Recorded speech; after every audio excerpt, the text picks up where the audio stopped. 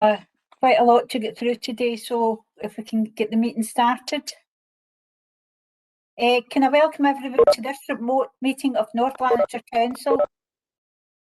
Before we go to the business of the meeting, I would like to remind you of the functionality which will assist with the smooth running of the meeting. Unless you're speaking, can all members please ensure that your microphone is muted? If you have declared an interest in a particular item of business, the clerk will remove you from the meeting to the lobby and reinstate you once that item of business has been dealt with. Can I remind members, if you wish to declare an interest during the meeting, please type DEC in the chat bar and hit return. If you wish to raise a point of order, please type in the chat bar PO and hit return. If you wish to ask a question, please hit the space bar in the chat bar and then press enter, and the clerk will notify me of the order of speakers for each individual item.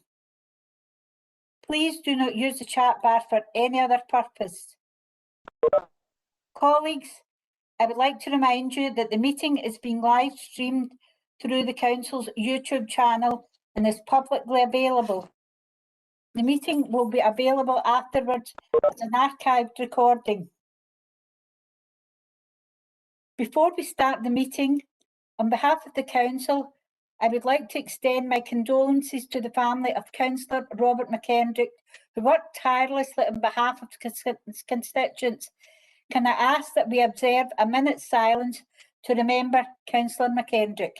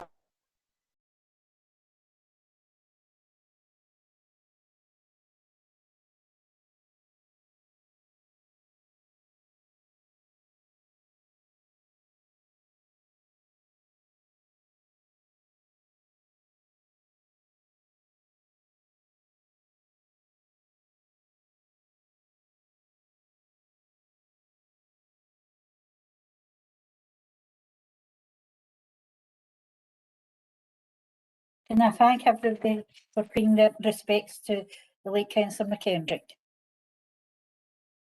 I have a note of apologies from Councillors Fannin, Morgan and O'Rourke. Are there any other apologies? Yes, Provost, sorry, I couldn't get to the chat bar there. Apologies from Councillor Sophia Coyle. Right, thank you. I've got some in the chat bar. And Provost, apologies for Councillor Curry, please. Thank you very much. That'll be noted. In the chat bar, I've got Councillor Fotheringham. Thanks, Provost. I would like to declare an interest at item 6 by virtue of my employment as a vaccinator within NHS Lanarkshire. Having applied the standards tests as an objective test, I will be participating in the debate, which is a matter of interest to the communities that I represent, and I feel that my role is remote and insignificant in terms of the outcomes. Thank you. Thank you. Councillor Linden. Thanks, Provost. I have a registered interest in item 6 by virtue of my part-time employment with NHS Lanarkshire's Test and Protect team. But having applied the objective test and concluded that it's so remote and insignificant, I will remain and participate in this important debate on COVID-19. Councillor Damasio. Thank you, Provost. Item 4, as I sit on Scotland Excel and the Council uses Scotland Excel framework for some of our pest control, and happen to be a contractor within that industry. I hasten to add, not within that framework. Sorry, not on that framework, so therefore doesn't prevent me from participating or voting. Thank you very much. Agenda item 1, Declarations of interest, which we have just done. Is there any other declarations that people hadn't put up? Thank you. Agenda item 2, minutes of meetings of committees, subcommittees and panels for cycle 2. In accordance with Standing Order 21, the volume of minutes has been distributed to you. Can we approve the volume of minutes? Agenda item 3, membership of committees, subcommittees, panels and outside bodies. Colleagues, the list of proposed amendments has been issued to you in advance of the meeting. Can we agree the proposed amendments?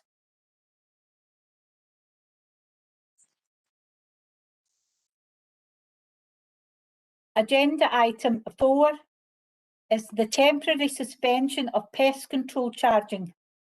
There is submitted a report by the Head of Waste Solutions and Regulatory Services proposing as an interim measure and to assist in addressing the increase in rat numbers to temporarily suspend pest control charging for rats and mice for the period from up until the 30th of June 2022. Colleagues, can we agree the recommendations contained within the report? Councillor Linden. I have an amendment which the officers have and will circulate. Before we get your amendment circulated, I will get somebody to formally move and second the report. In my role as provost, that is not my role to move the report. Can I have somebody to move the report? I'll move the report, provost. Do you want to say something about the report prior to? Well, for only 5 minutes, yeah, I can say it now if you want. I mean, perhaps it'd be better if we heard Jordan's contribution first. It's entirely up to yourself in accordance with the standing orders. We'll hear from the mover and the seconder of the motion, which is the report, then we'll hear from Okay. Right. Can I firstly address the issues which appear to have been raised in relation to the perceived correlation between the statement of intent which I made on behalf of the council, and can I direct you to paragraph 2.3 and 2.4 in the report. In 2.3 you'll see that the number of rat sightings have increased by 42% since the pandemic started. And in 2.4 you'll see that this is not unique to North Lanarkshire. It's across all communities in North Lanarkshire. It's across all authorities in Scotland. And one of the reasons for it is highlighted in 2.4 is that the rat sightings are related to food and to the behaviour of residents who, as a result of, resulting in 10% increase in domestic refuse, has put problems on the individual areas. And in addition to that, you'll also see that as a result of the restrictions, the fast food shops and town centres have had reduced hours, which has meant there's less residual food, which has resulted in rats and mice migrating from town centres into neighbouring residential areas. So this is a situation which is across the whole of Scotland. I've seen on social media the conspiracy that this was brought in because of one particular area in which there is a by-election. I want to reassure everybody that is absolutely nonsense. So let's come off the half-baked conspiracy bandwagon and recognise that it's a problem throughout all communities in North Lanarkshire, in many households, regardless of tenure. And instead of the charges that have been levelled against this administration, I would say that there's a classic case of realpolitik, and it is time that some people recognise that. All I did by articulating the statement of intent was to advise that it would be the intention of the administration to bring forward this report. And it's entirely within the gift of any administration at any level of governance to do that, to make policy commitments and to make policy changes in the full knowledge that these may be or will be challenged at any future time. They are merely, as I've said already, a statement of intent. The scenario we're discussing today is similar and no different to what other politicians have done. The First Minister advising during the election that it would be the intention of the Scottish Government to waive all dental charges. Was there any consultation with the British Dental Association? Was there any scrutiny by any parliamentary committee? No. The statement by the First Minister that all kids in Scotland would get free bikes and free laptops. Was there any consultation with anyone in relation to that? Any scrutiny? No. At a local level, Susan Aitken in Glasgow Council, leader of Glasgow Council, advising that Glasgow would not be, that the council would not be progressing the proposed closures of certain facilities which had been decided by Glasgow Life. Was there any consultation there? None at all. It is within the gift of a leader to do that. So the SNP have got to grow up here and enter into mature politics and recognise what realpolitik is all about. What they also have to realise that in this instance, and we'll hear later on, the grossly exaggerated full outrage of the SNP. But what they've got to recognise, and this is what I say to Jordan and his cohorts, in this instance, you've simply been outthought, outwitted, and outsmarted by other politicians. And at the end of this agenda item, you'll also be outvoted. I move the recommendations, Provost. Councillor McPake, you've indicated you're going to second the report. Councillor McPake, if you want to speak. Thanks, Provost. Before I start, I'd make a comment.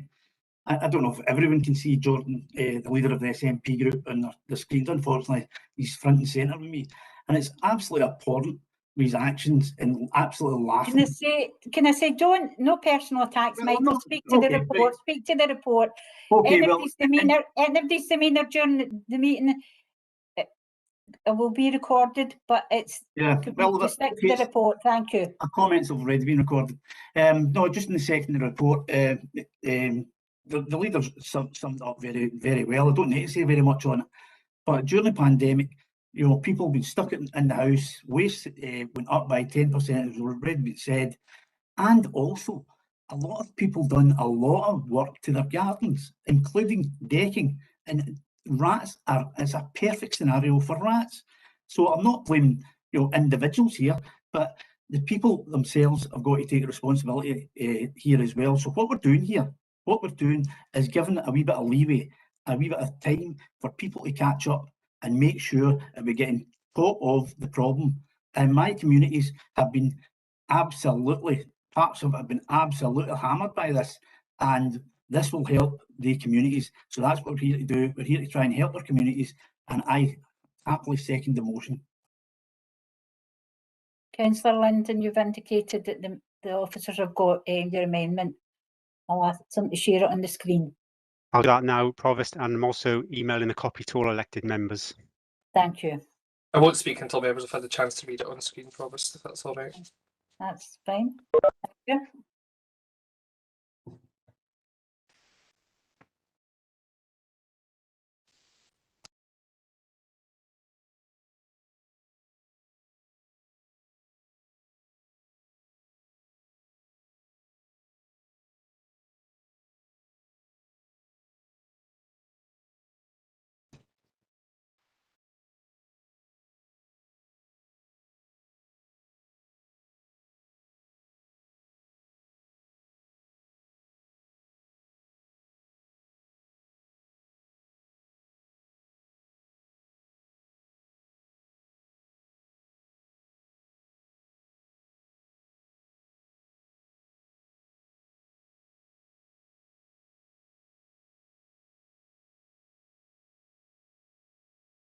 Obviously, I'm happy to begin if Andrew wants to take it away. I'm sure members have got the gist of the amendment by now.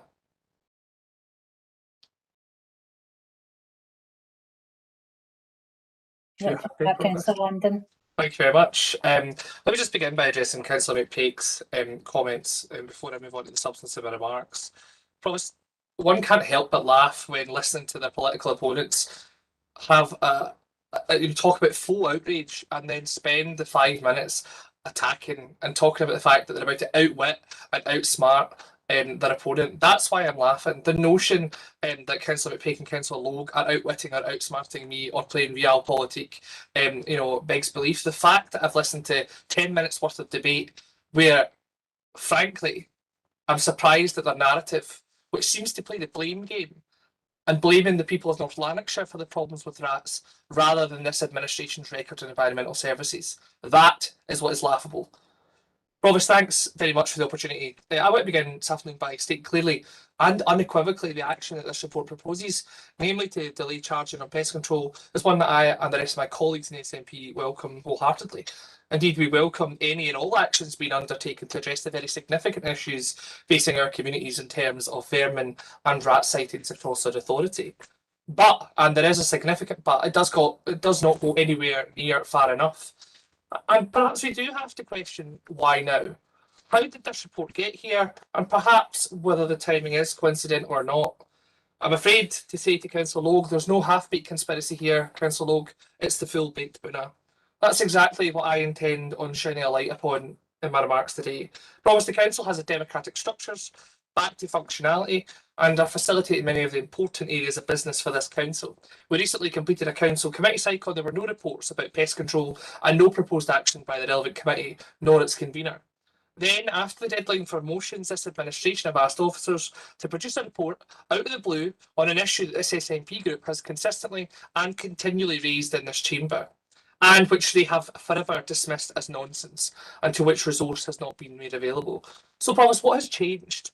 Well, there is the fact that we now know the scale of the issue of pest control problems in North Lanarkshire, and it's in no thanks to this Labour administration, who have at each and every turn obstructed and obfuscated in their attempts to understand the scale of the problem. So only thanks to this SNP group and my colleagues Councillor Carragher and McManus, who I pay tribute to, and the successful motion at full council on the 13th of August 2020, that we are now recording and analysing all reports of vermin sightings made to the council. Bear in mind that date, 13th of August 2020, Provost. So I ask myself, therefore, is it because the SNP group's successful motion that we're now seeing this action being taken? Or, and I suspect this may be the case, is it because of the fact there is indeed a by-election?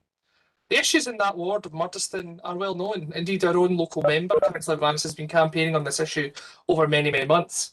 Yet we see a by-election take place on the 24th of June, and suddenly this administration decide they're wishing to take urgent action on pest control, which so happens to feature on their campaign literature only 1 week before it.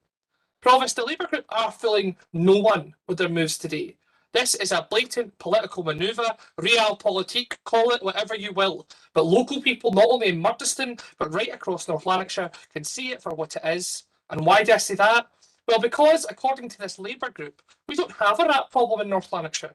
Provost, I quote from just 12 months ago, North Lanarkshire Council does not have a rat infestation, and to imply so is extremely misleading. When any resident contacts the council with the rare sighting of rats, the council take action. Guess who? Councillor McPake, the environment convener, 12 months ago, 1 month before our motion. So what has changed? Nothing, just poor choices by Labour exacerbating a worsening situation.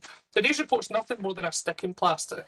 A 12-month reprieve to try and win this Labour group favour at a by-election and to see them through to next year's council elections. It feels like deja vu, like in 2017 when Councillor Logue promised there would be no changes to bin collections, another issue related closely to what we're discussing today. In fact, going so far as to say to Coatbridge Advertiser, and I quote, "This is incorrect and would not happen." Lo and behold, or maybe it should be Logan behold, fast forward 3 months and the tune had been rapidly changed. The message to the people of North Lanarkshire is absolutely clear, Provost. You cannot trust this administration to run the council's environmental services. You cannot trust this administration to do the right thing at the right time. And you cannot trust this administration to listen to local people when it matters. It's time for Labour's record on these issues to be thrown into the spotlight and for every local person to have their say. And they're doing it in their droves, online and elsewhere.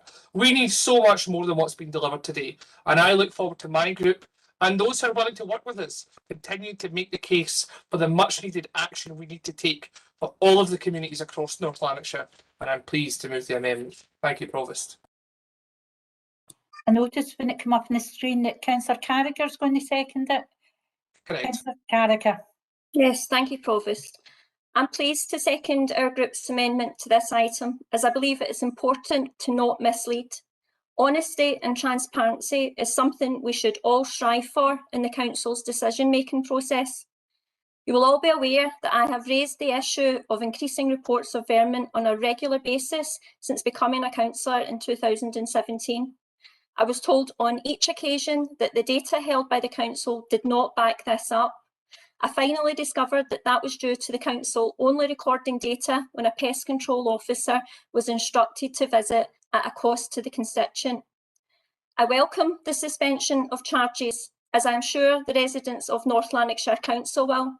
It's fair to say, though, that suspending the charges for a year is basically a sticky plaster. It does not solve the root of the increasing vermin problem within our local authority.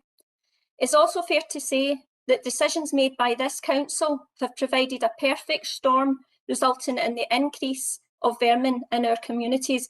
And might I say, I'm going to just include a bit that I didn't think I was going to have to say. I'm really shocked at Councillor Loakes and Councillor McPake's contributions, where they basically blame members of our community. Shocking. So I'm pleased that the Labour group has now recognised the scale of the problem. I'll refer you to the recent social media post confirming rats and mice issues are currently the #1 problem for some communities in North Lanarkshire. That's a far cry from Councillor McPake's comments in July last year when he stated, and I'll quote, "North Lanarkshire Council does not have a rat infestation, and to imply so is extremely misleading." 2.3 of the report notes a rise, 42%, in the number of inquiries received during 2020-21. Yes, this is the period covering the pandemic, but it is disingenuous to imply it is due to COVID when it is clear the data was not recorded pre-pandemic. It's fair to say the increased data is due to my SNP group motion unanimously agreed at full council meeting on the 13th of August 2020, instructing this council to record and analyse all reports of vermin sightings made to North Lanarkshire Council.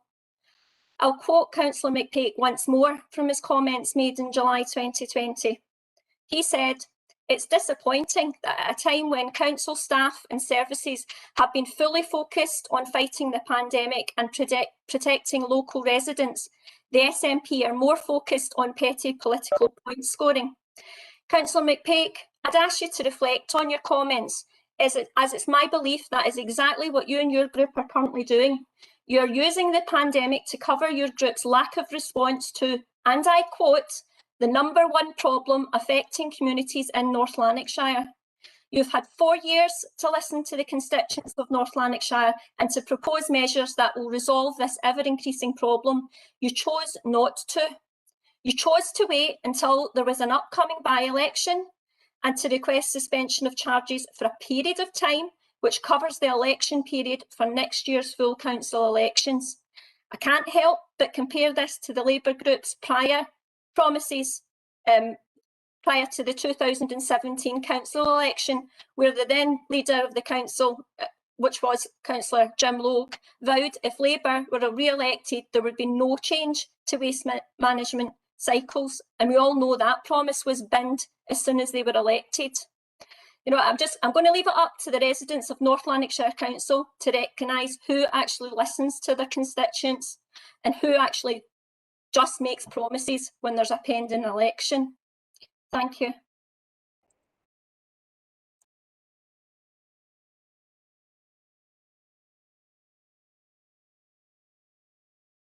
You're on mute, Provost.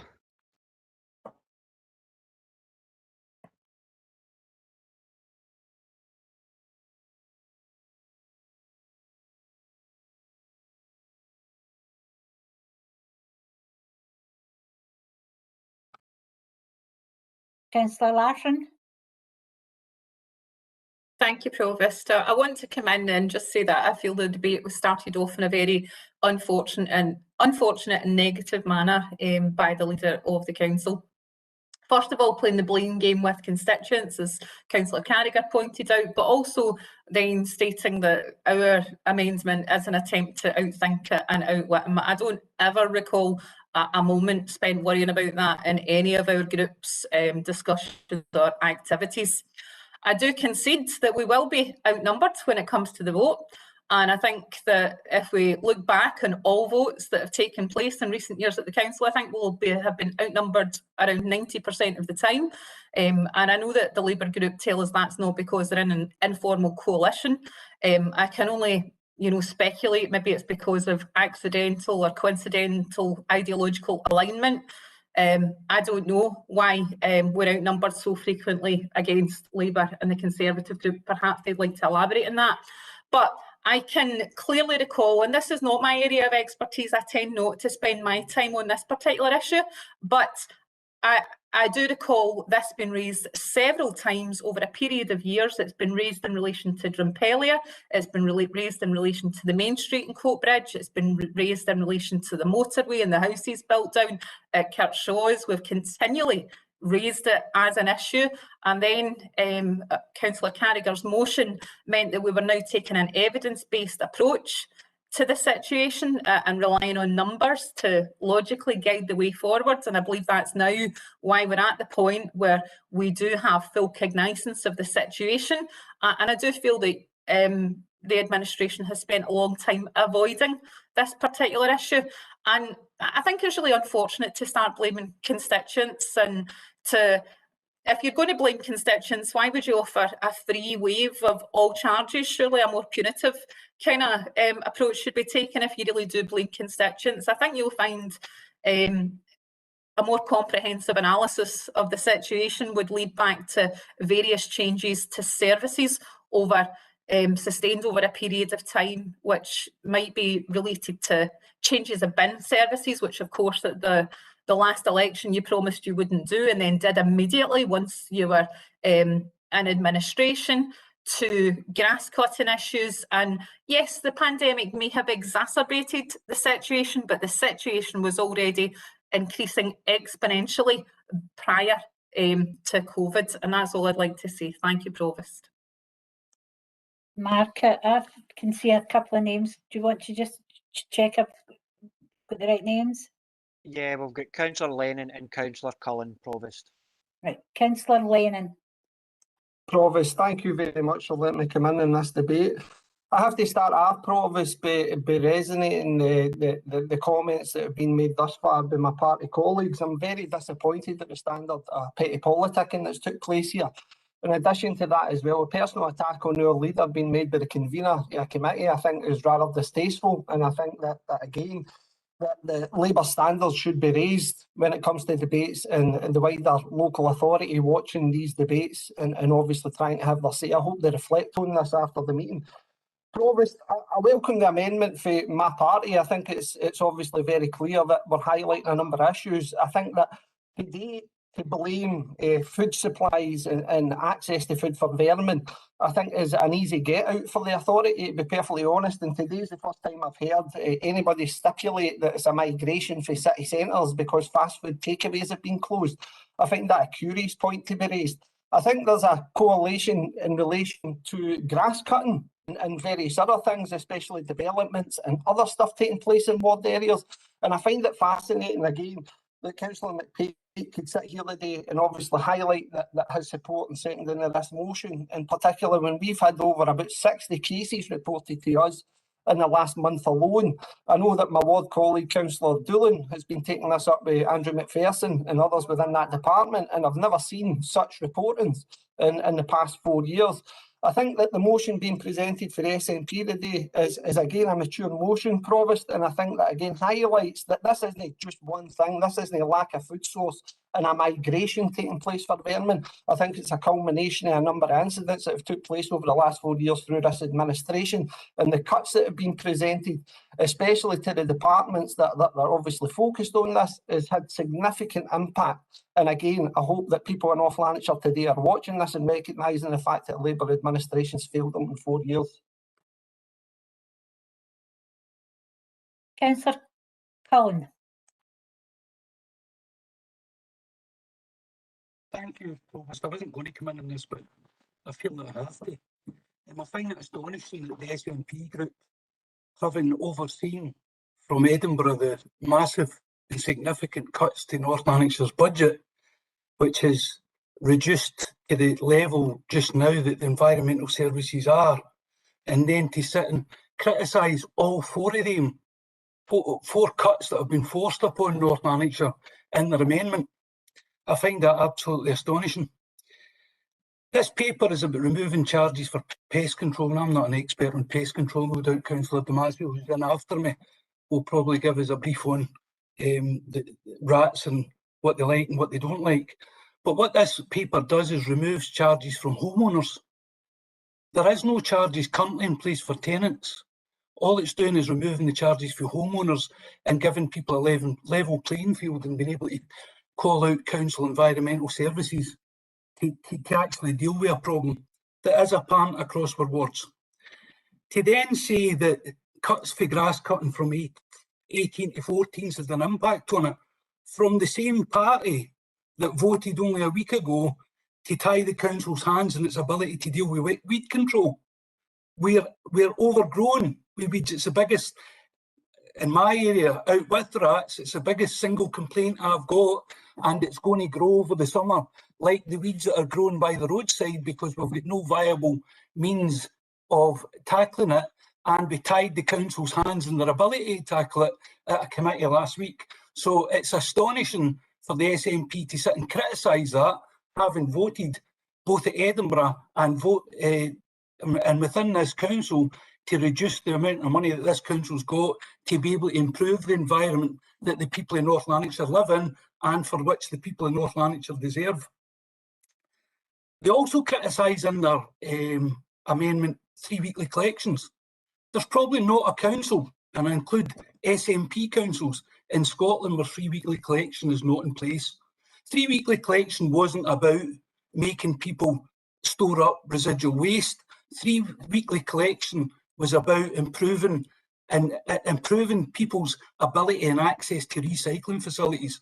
We still got our bins collected every week. Certainly I do in my area and every other area in North Lanarkshire. It's just a different colour with a different material in it each week. And 3 weekly collection was not about anything else other than trying to improve collections for people within North Lanarkshire. One thing I will say just to conclude, the Conservative Party in this are not about politicking. We agree that the charges should be removed. Indeed, and during our budget discussions, we thought we should remove them completely, and it will probably be something that comes up within our party going forward, because rats don't recognise the homeowner in one mid-terrace for the council tenant in the next mid-terrace, and we feel that the charge should probably not be there for any resident to deal with things. So we're not playing politics with that, but we do support the removal of charges, which gives a level playing field to all homeowners and tenants within North Lanarkshire to deal with what is a growing problem. Thank you, Robert. Mark, I can see 3 speakers on the screen. Do you want to confirm I've got that right? Yeah, Provost, it's Councillor Damasio, followed by Councillor Beveridge and then Councillor Feeney. Thank you. Councillor Damasio. Thanks, Provost. As someone, as I mentioned at the start, works in the pest control industry and has done for years, trained staff, deal with national accounts, food manufacturers, etc. I've also got a reasonable amount of knowledge on the subject.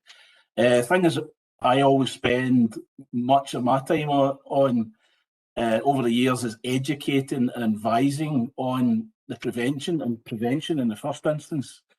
It's vital, obviously, as a council, that we do our utmost to exclude and restrict before we get issues.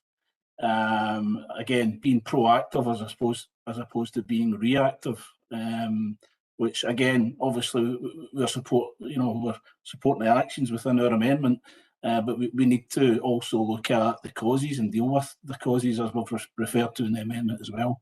As I say, when I mentioned exclusion, so that's clearly preventing rats from entering premises in the first place, restriction, preventing sites becoming hospitable to pests as a harbourage, and that's in terms of harbourage and food sources. So I'm not going to repeat what was mentioned, all the issues mentioned in the amendment, but this brings us back to the causes for the increase in rat activity and rodent activity in general, as I say, listed within SNP amendment. Going back to some of the administration's policy areas in the past, you know, all causing increased foliage, food lying for longer, etc., decreasing uplifts, etc. I would suggest that given the increased problems, that at the next Environmental Growth Committee we see more detail again in terms of the reporting, that we get much more detail. Given that we have an issue here, we've acknowledged there's an issue. We have increased our analysis.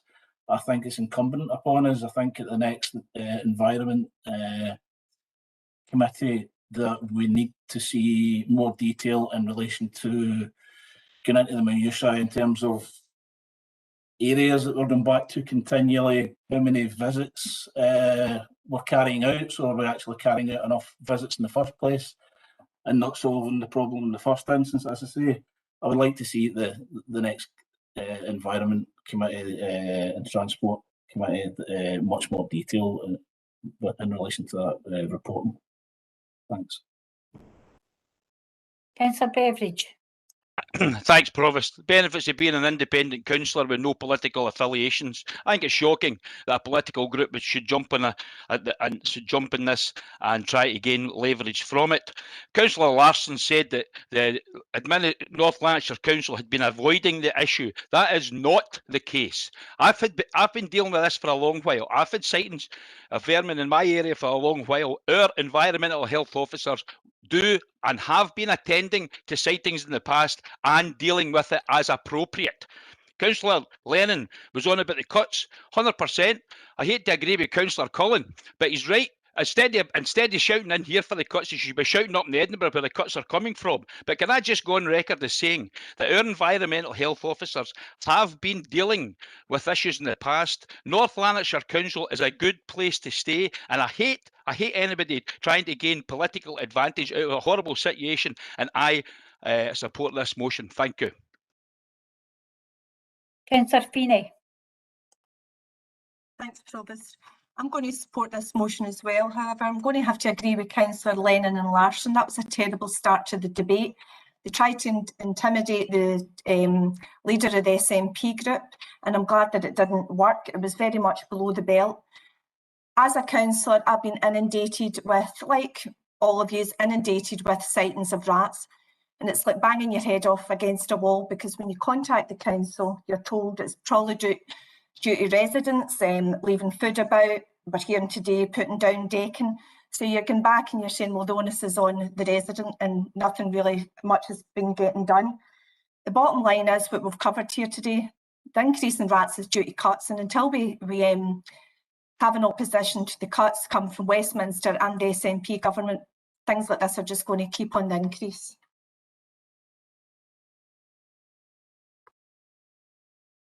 Thanks very much. Mark, I see some more speakers on the screen. You want to just confirm I've got the names right? Yeah, there's three further speakers, Provost. Councillor Burrows, Councillor Goldie and Councillor Doolan. Councillor Burrows. Provost, I just want to check with something, and it's either maybe a ruling for yourself or the monitoring officer, if you don't mind me asking. It's to check whether the competency of the amendment is correct. The reason I ask this is that the amendment quite clearly says that it supports the suspension of charging for rats. That says as the motion. The second and third part of the amendment talks about noting the scale of the problem and further notes items. So for me, the question is, how has the amendment changed the motion? Is it competent? Can I get that clarified? Archer, you. Thanks, Provost. I can do that, yeah. Clearly, in terms of the standing orders, Councillor Burrows, an amendment requires to be a counter proposition to a motion. So you're correct in what you say, that the outcome that's being sought in terms of approval today will be the same no matter which way the vote goes. However, looking at the report, and I think you have to look at the report in the round, It's not just a recommendation that's up for debate, it's the content of the report. The report, as has been highlighted by members, sets out various reasons for the problem. The amendment counters those reasons and sets out what the proposer and seconder of the amendment consider to be the issues. So in my view, it's sufficiently different so as to be competent. Does that answer your question, Councillor Burrows? Well, I've got to take advice from the monitoring officer, Provost, so thank you for that.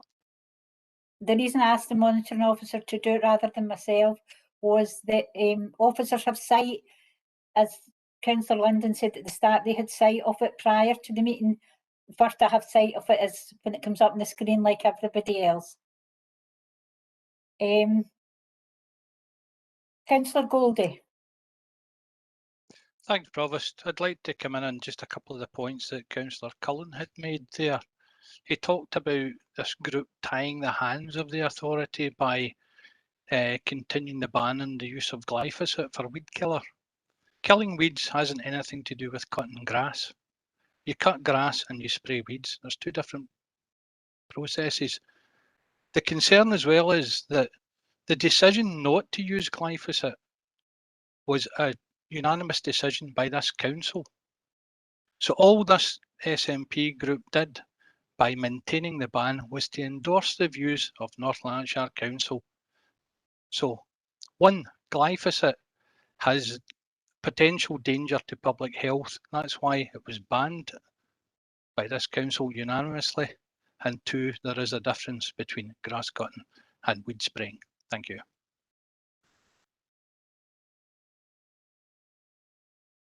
Councillor Doolan. Colleagues, can you hear me, Provost?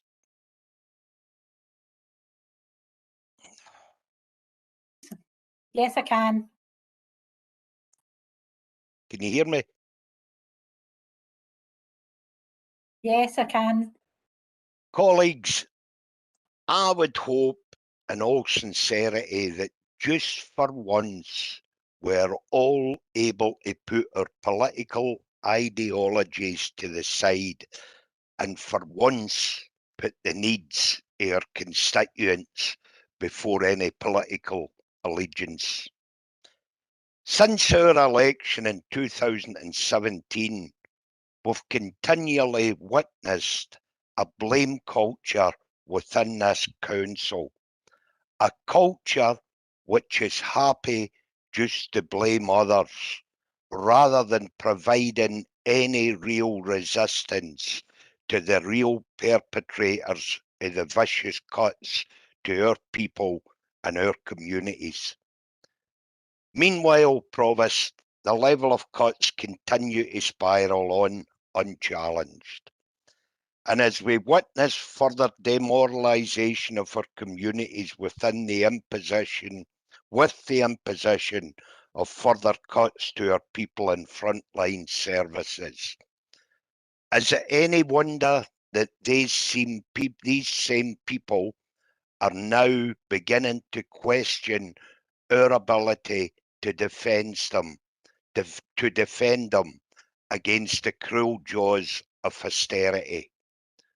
We were these very same people who knocked on those doors, telling the very same people that if elected, we would protect our communities, our services, and our people from the onslaught of further cuts.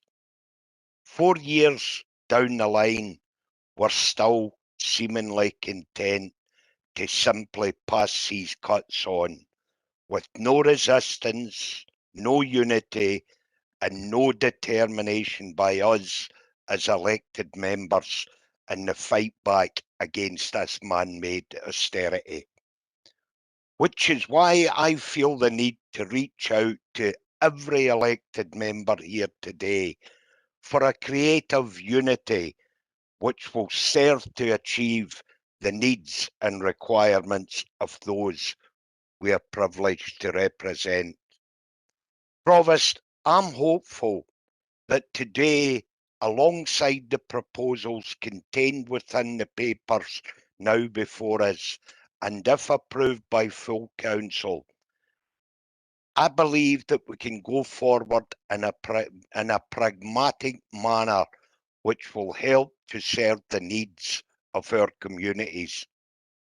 Colleagues, I don't think it's necessary for me to remind any of you that most of our communities are on their knees right now, but at the same time are expressing an anger that they are the real victims of this cruel and unnecessary austerity.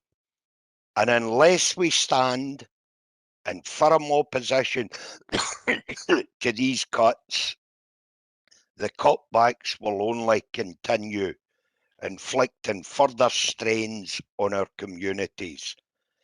Creating that unity in opposition to further cuts in our communities can and will help us deliver the needs of those who elected us into office.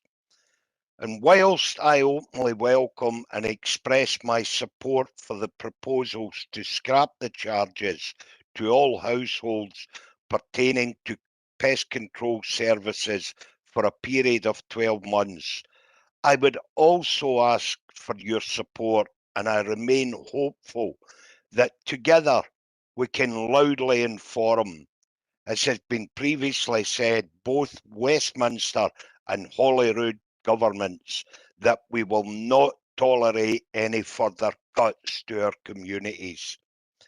These austerity measures have to be addressed now, because if we don't, the cuts will continue to roll out. That choice is ours to make, and I stand firmly on the side of those we were elected to represent. Thank you, Provost. Mark, I've got see another couple of names up. Can you just confirm that? Yeah, thank you, Provost. It's Councillor Junaid Ashraf and Councillor Gallagher. Councillor Junaid Ashraf. So, thank you, Provost. I wasn't going to come into this debate either, but I was just off of the back of Councillor Burrow's question to Archie on the competency of the motion, and just the clarity that was provided by Archie there, that the action to be taken by the amendment today is the same as the motion. So we're all on the same page in terms of how we move ahead. But constituents want to know why this has happened in the first place. And it's very important to our constituents and the people of North Lanarkshire as to how did we end up with this situation. And people have been complaining about the changes to the waste bin uplift. They've been complaining about the special uplift charges. They've been complaining about the changes to the grass cutting. And the budgets have been pushed through by the Labour administration in support of the Conservative group. And these are political decisions that have been made. And ultimately, the people of North Lanarkshire are unhappy about these decisions. So although we are rectifying the situation by supporting the suspension of charging for rats and mice, this has only been able to happen due to the work of Councillor Carragher and McManus and the SNP group in realising the fact that we need to understand that there are issues like this cropping up because of the political decisions of the Labour administration, that rats are becoming increasingly a larger issue. And this was only able to be realised because of the motion that was passed last August by Councillor Carragher to record and to realise that there is this issue. So we'd like for the administration to obviously work alongside with us and also to not blame everyone for all of these sort of issues that are coming up within the community. There needs to be some level of responsibility taken, and we need to reflect on the decisions that the administration is making, which is causing rats to show up within our communities, instead of blaming residents, as Councillor Logan and Councillor McPake have said today within this debate. We cannot be political representatives or representatives of our communities and blame the people that we're here to represent when we're the ones in the decision-making seat. So I'm glad that the SNP administration in waiting is taking responsibility and put forward this amendment, and I'll be supporting the amendment today.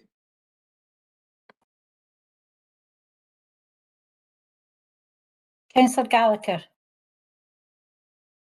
Thanks, Provost. It's just to come in the back of a couple of comments that have been made so far. The SNP brought forward this amendment today accusing Labour of politicking, and do you know what? It could well be. However, as we all know, I think it'll be up to the people of Murdiston who will decide who they want to represent them, not us on this platform.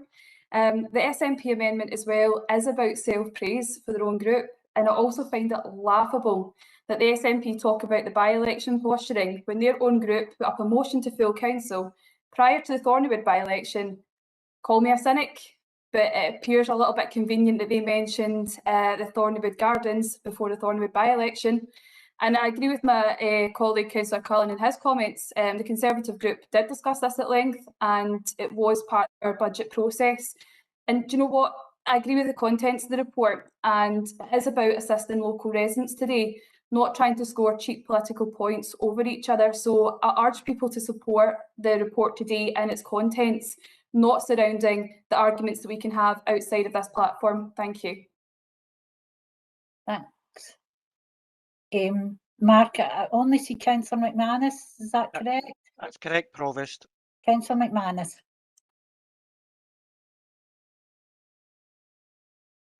Thanks, Provost. Obviously, it's to welcome this well overdue decision from the Council, and obviously mention Councillor McKendrick's hard work over recent years on the issue alongside myself. But it's more of a question to the administration as to why the change of mind is. Back in a community council meeting back in 2018, a Labour councillor present says that if the residents can afford a McDonald's, they can afford to pay for the rat treatment pest control. Thanks, Provost. I'm sure that's something that might get mentioned in the summing up. I don't have any other speakers. Can I ask Councillor Linden to sum up the amendment? Thanks so much, Provost. It's always hard to know where to begin when listening to members' contributions. I'll start perhaps with Councillor McPake. Can I just first of all apologise that Councillor McPake had the privilege of seeing my face front and centre on the screen at the beginning of the contributions, and there are many people that would have appreciated it, but clearly Councillor McPake was not one of those individuals. I just want to say on that note, you know, I do find it disappointing when people attack the person and not the issue, and I am very thankful for the contribution from Councillor Feeney. Nothing and nobody will ever intimidate me or get in the way of my job standing up for local people, either as a leader of the opposition or as a councillor. No personal comments nor any Twitter comments will ever get in the way of that. So to those who are hoping that that's the case, they are on to had. Decking, fast food, bins, waste. That's everything I've heard so far today that are the causes for rat sightings in North Lanarkshire. Not a peep about the savings that have been made by the Labour administration. No recognition, no word of consolation, no apology that perhaps that may have been the case, that some of these things will have exacerbated these issues. Absolutely not. The blame being pushed firmly back onto the shoulders of local people.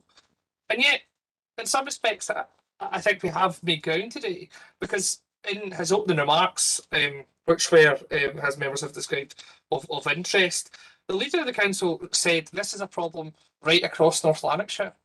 Well, absolutely, and thank goodness that we finally got it on the record that it is a problem right across North Lanarkshire, because for long enough they've told us that it isn't a problem in North Lanarkshire, and now we have it on the record that it is recognised as being a problem in North Lanarkshire.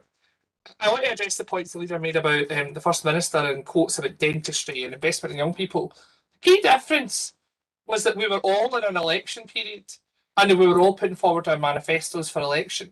What we're not doing was playing political games, because now that we're in government, we're getting to the job of delivering on those. I want to compliment Councillor Larson on her contribution.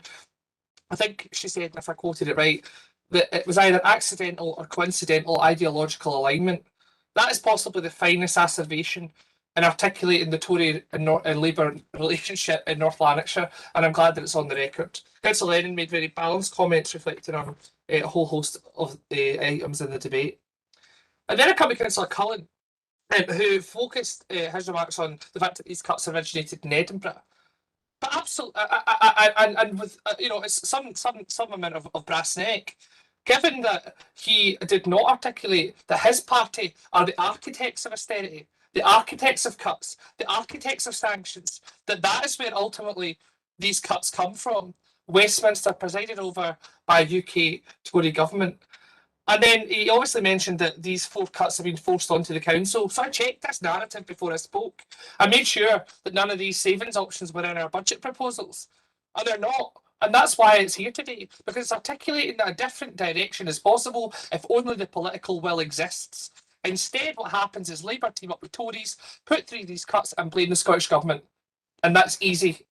But the consequences are what our people then have to face.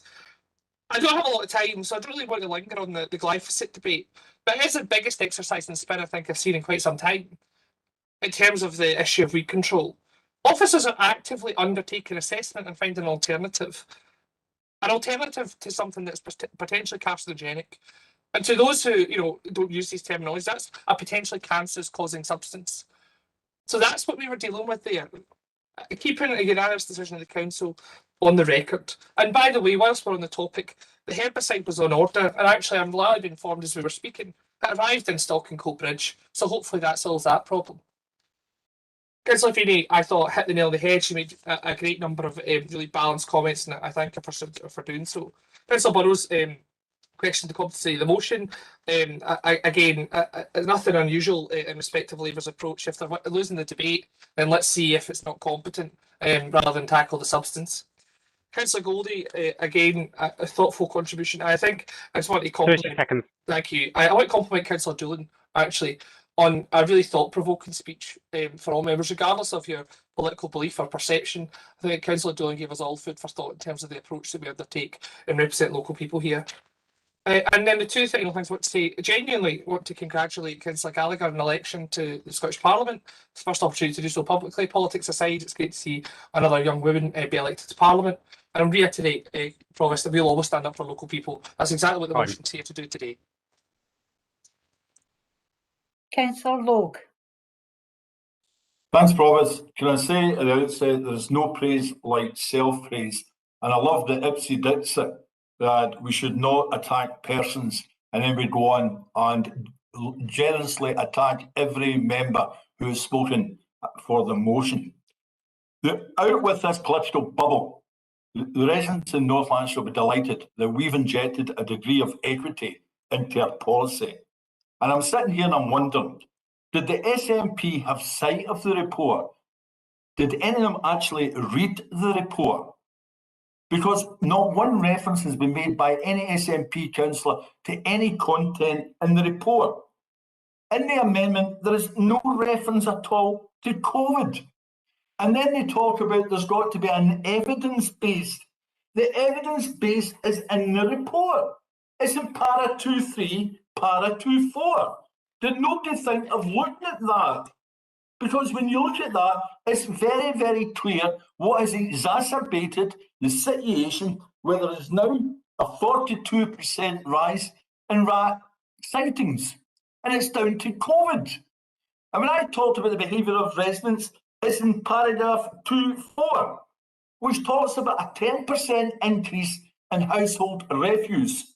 And we know the number of bins which are overfilled. And we hear from pest control officers, they can go out, they can put any treatment down, but rats and mice will bypass that treatment and go straight to the overfilled bins because the food in the bins is much more attractive to them. So with COVID comes challenges. With challenges comes responsibilities. And that was the point. Councillor Lennon made a spurious comment about the reference to fast food outlets.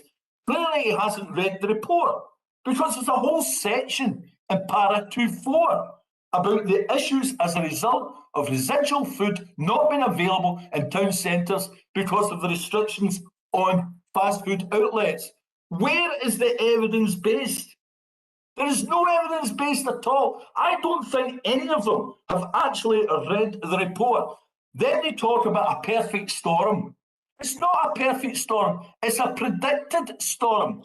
When you take £250 million out of North Lanarkshire's general services budget over a 10-year period, are you really surprised at what's in your amendment that costs to environmental services, including seasonal staff, reductions in our grass cutting from 18 cuts per year, cutting our litter bins? Are you really surprised? Do you think the Labour administration brought all those efficiency savings in because they wanted to? No, they brought them in because they were forced to, because of lack of investment from the Scottish Government. And then we hear the leader of the SNP saying, oh, but it's not the SNP government. They didn't bring this in. So we'll play the little game, pass it on. We're the recipients of it, regardless where it comes. But let us never forget the Fraser-Vallender Institute in November 2020 said that the SNP government had squirreled away £1 billion into reserves. £1 billion into reserves. This is the SNP government that can find £97 million to renovate new ferries, to build new ferries. And that now has escalated to £114 million. That's the SNP government that injected £43 million into Prestwick Airport in 2013 with no business plan. It's the SNP government, along with the Lord Advocate and others, who brought in litigation, which is now costing somewhere in the region, right? Somewhere in the region of £100 million. Councillor Logue. This is not a point of order, Provost, and I know that in anticipation, and you know it. If somebody puts it up, I've got to hear what they've got to say. Thanks, Provost. Are you ready to hear my point of order? Yes, I am. That's great, Provost. You'll be aware that Councillor Logue's summing up, and I believe he's injecting new information to his summing up, which is not permitted in terms of standing orders, as much as I'm enjoying the diatribe.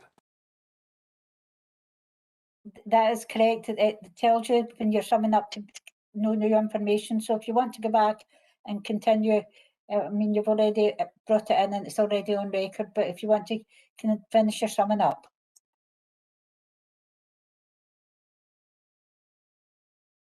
Councillor Logue, it's back to you.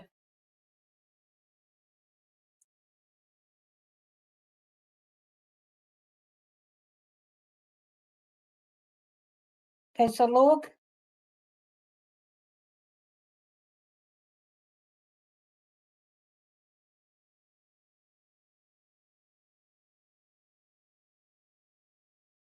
Is there any connectivity issues with Councillor Logue?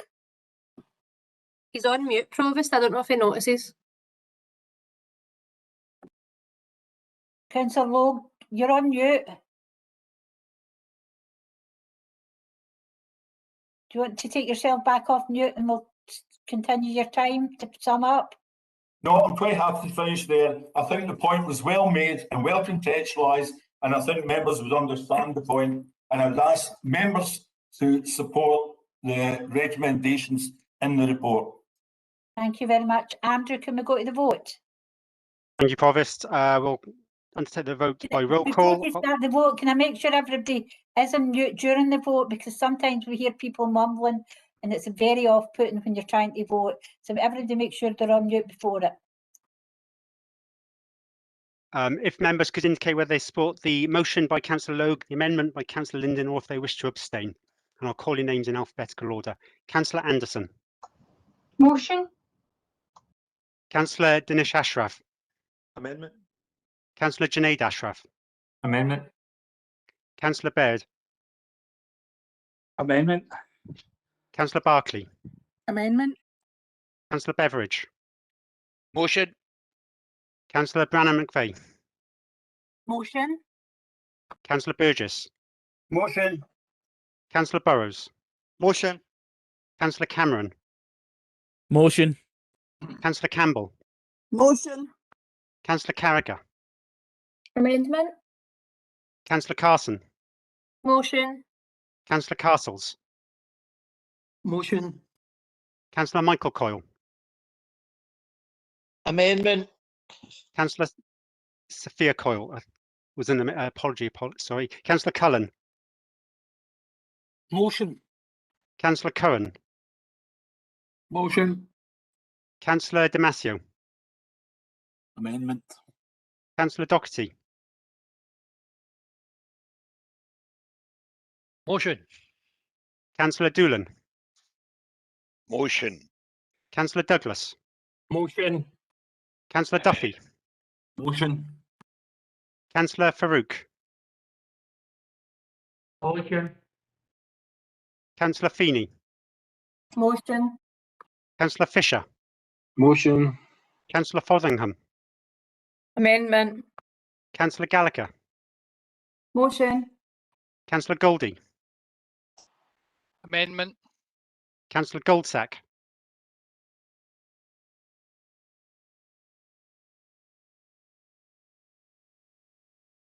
Councillor Goldsack. Motion. Motion, thank you. Councillor Gourley. Motion. Councillor Graham. Motion. Councillor Hogg. Amendment. Councillor Hume. Amendment. Councillor Catherine Johnson. Amendment. Councillor Tom Johnson. Amendment. Councillor Jones. Motion. Councillor Paul Kelly. Motion. Councillor Peter Kelly.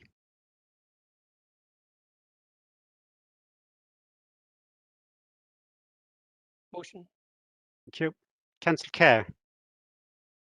Amendment. Councillor Larson. Amendment. Councillor Lennon. Amendment. Councillor Linden. Amendment. Councillor Logue. Motion. Councillor Loughran. Motion. Councillor McGregor. Amendment. Councillor McGowan. Amendment. Councillor Masterton. Amendment. Councillor McCulloch. Motion. Councillor McLaren.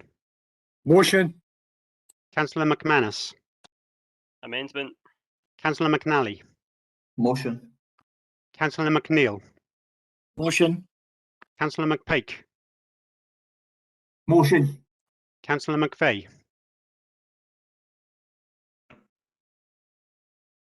Motion. Motion, thank you. Councillor Mooney. Motion. Councillor Pettigrew. Amendment. Councillor Quigley.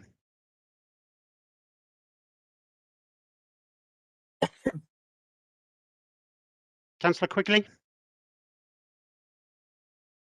Motion. Thank you. Councillor Reddin.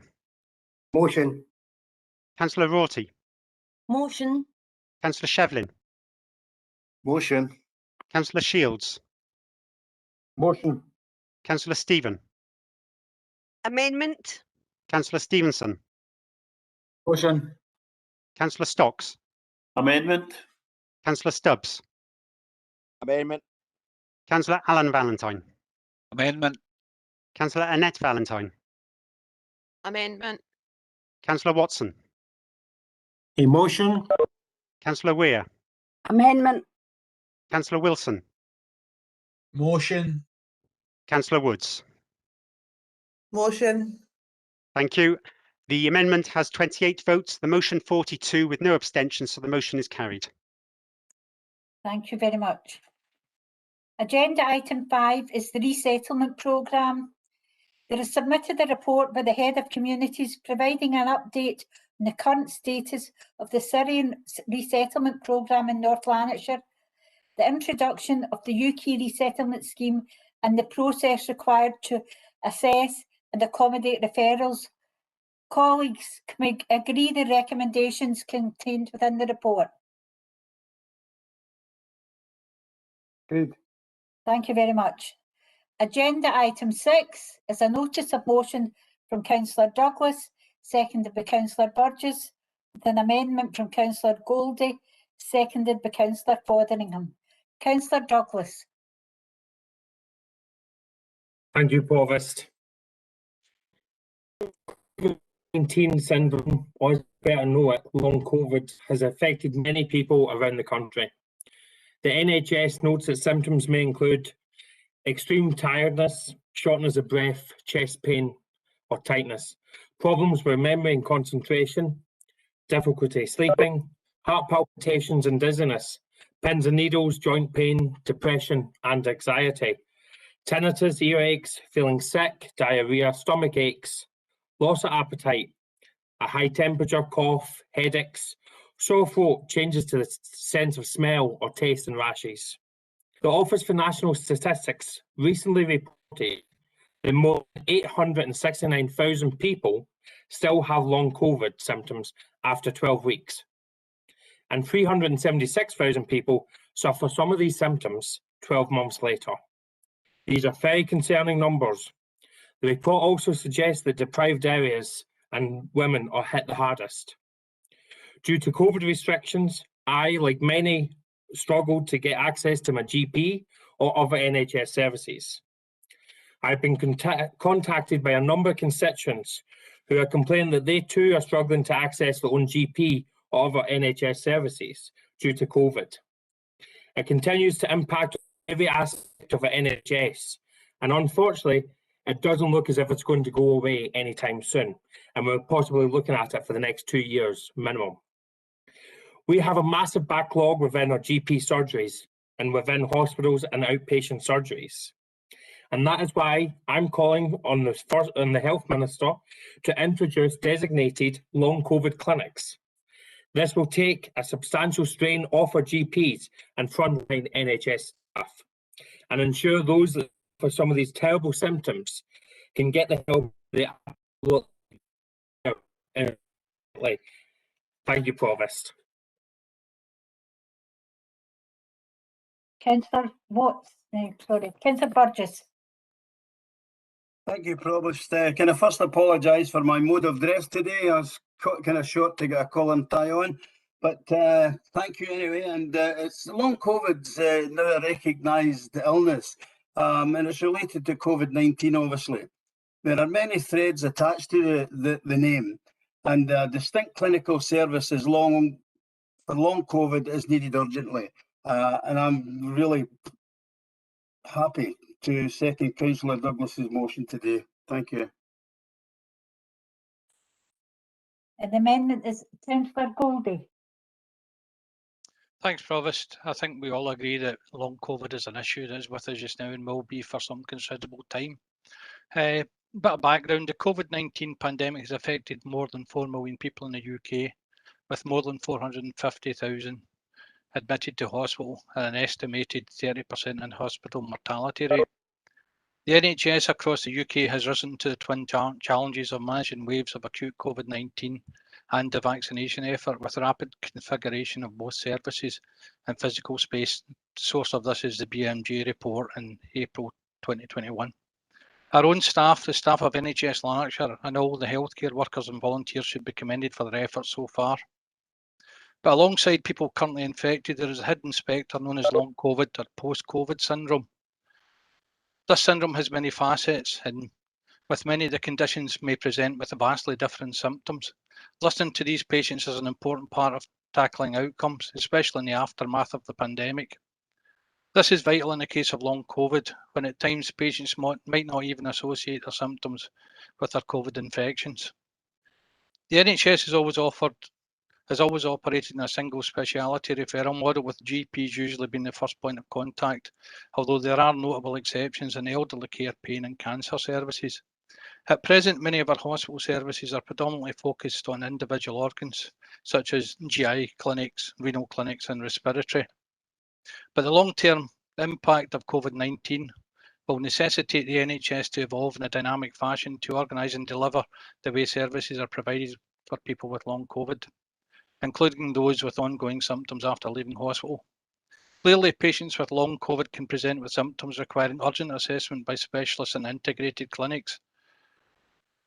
Difficulty is a lot of the patients who present with chest pain, breathlessness, oxygen desaturation and activity and cardiac arrhythmia require specialist treatment. So rather than consider a long COVID clinic as a panacea, we must strive to a multidisciplinary approach where the needs of each individual patient is the #1 priority. As the NHS manages, in partnership with this council, the Integrated Joint Board and other partners, a transition to an integrated care system, long COVID is an urgent example of how new service delivery approaches must be designed to manage multi-morbidity. The pathway must focus on capturing patients' multi-system systems and their rehabilitation needs, as well as provide individualised management programmes that aim for medical management and a return to normal function whenever possible. The correct way forward is to allow the expertise present within our NHS to design services for patients with long COVID rather than us as councillors trying to impose a system upon them. The patient must always come first. The expertise to do this lies within our own NHS, particularly within Lanarkshire. The Council understands that the NHS boards are responsible for delivering these services, and at present they are coordinating and providing local pathways from primary, community care and third sector services to ensure a multidisciplinary and person-centred approach. So accordingly, as a council, we should trust our Chief Executive NHS Lanarkshire to inquire as to what supports have been put in place for long COVID in Lanarkshire and what further supports are required as we move forward with the COVID-19 recovery. I agree entirely with Councillor Douglas. I think this will be with us for a long time. A lot of the symptoms we have with long COVID probably haven't been appreciated as yet, but I would ask you to support our amendment. Thank you. Councillor Fotheringham. Thank you, Provost. And I echo obviously everything that Councillor Goldie has just said. Currently, patients are accessing their GPs and presenting various symptoms. They are having blood tests, BP monitored, chest x-rays, and they're being advised about managing long COVID. And I know that Councillor Douglas obviously has had problems accessing his GP, but certainly a lot of the people that I have spoken to who are coming through vaccination sites are accessing and getting that support from their GPs, and I would urge you to continue to do so. If symptoms are having a big impact on your life, they are referred to specialist rehabilitation services or services that specialise in the specific symptoms they have, which obviously, again, Councillor Douglas has gone through. That's not an exhaustive list, and as Councillor Goldie's already said, more side effects are still being found, and this is going to be with us for a long time to come. Obviously, it is demonstrating that list of symptoms, the varying needs of the individuals. Specialist clinics would require a multidisciplinary team, including physicians, pharmacists, physiotherapists, occupational health, dietitians, and psychiatric care. So hence more research is needed and being carried out, and anyone suffering long COVID are currently being referred onto the most appropriate specialisms that they require in order to provide a person-centred care and approach. The First Minister spoke about this only last week at FMQs. She said that one of the issues around established specialist clinics at this stage is there's a lack of understanding around what kinds of specialisms are needed to respond to the long COVID. Clinicians and experts do not yet fully understand the cause of those symptoms. The Scottish Government are currently funding a number of research projects to develop the understanding, and from the understanding we will establish the longer term provision, and this will be done as quickly as possible. The clinical advisors cannot say for certainty what specialisms are needed in these specialist clinics, hence why at the moment it is still recommended that people access the individual care for their person-centred approach that they need and go to the various clinics rather than a specialist clinic, because they will get person-centred care at the various insomnia clinics, the physiotherapy, the respiratory clinics, the cardiac clinics, opposed to that bringing together all the kind of multidisciplinary teams into one specialism, because we don't know what that one specialism for that individual will be. As COVID has demonstrated in the last 18 months, it is fast evolving. Unfortunately, long COVID is going to be lingering for longer, and services are going to evolve, and the research from the Scottish Government is going to be vital, and they are committed to doing that research and currently carrying out the research to put these COVID clinics in place, and the First Minister has committed to doing that once the research is there and we know the individual needs of what people actually need. So just finally to finish, I just want to thank all those involved in continuing the fight against COVID, whether that be in the front line or just carrying out the facts and keeping everyone safe. We're nearly there and we just need to keep going and not give up at this stage. Thank you. Thanks very much. I only see Councillor McNeill in the bar at the moment. Is that correct, Mark? Yeah, it's just Councillor McNeill, Provost. Councillor McNeill. I would just similarly like to ask the question that was asked of the previous motion of the monitoring officer, that it seems to me the amendment merely articulates the SNP's position They don't seem to be any contradiction in the motion that was made. Again, is it competent? I won't let the monitoring officer in this one if you want, but I make the final ruling on the amendments and the motions in line with discussion. And sometimes we have 5 and 6 meetings to have a discussion around the competency of motions and amendments. Actually, I don't know if there's anything you want to add to that. Well, that's correct, Provost. Some time is spent by yourself in considering the competence, and it is your role and your responsibility. And indeed, when I'm asked by members for a view in competency, while I appreciate that all members are aware of that, I do take the trouble to remind them that it's your responsibility. But having said that, in answer to Councillor McNeill's question, the motion is asking that the Council write to the Scottish Health Minister, and the amendment is asking that the Council agrees to write to the Chief Exec of NHS Lanarkshire. So while they're very similar in terms of content, they are seeking different outcomes. Thanks very much for that. Does that answer your question, Councillor McNeill? As I say, I did draw on it, so... Yeah, I accept that. I accept the advice of the monitoring officer, Provost. Right, thank you very much. I don't see any other... Mark, I see Councillor Feeney's just come in, is that correct? Councillor Feeney. I want to speak on this, and I'm going to trust the public health experts in this rather than the two that have proposed the motion. The NHS is at breaking point, and it's been at breaking point since 2010, since the austerity measures come in, and enter COVID-19. The NHS were told to step up and do more with the little that we already have. I use the term we because I've worked out through this, and like the rest of the country, when the rest of the country were furloughed, the NHS staff, colleagues, we put on our uniforms and we get out and we go on with it. And it's brought out the very best in our communities. Sorry, I've just kind of jotted down stuff. The NHS then were treated like heroes, and our patients, quite rightly, were going out clapping and we were all cheering for them. But now you're seeing that members of the public are quite rightly starting to get a bit frustrated.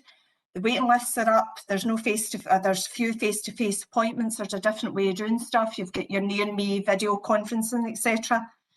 But we all need to remember the NHS staff were not heroes. We're the same as everybody else. We had staff members off shielding. We had members of our staff that were also suffering from long COVID. So what needs to be done is proper funding for the NHS. This has came, as I've said, we've been cut to the bone for years, and it's now coming to a head where the NHS, well, we're seeing down in England, this 125 A&Es have been closed. The same has happened up here. And now what they're doing is bailing out to private companies because they're wanting the NHS. I'm going off topic, but there's a NHS to fail because of increase in workload, has not been able to get through our waiting times, etc.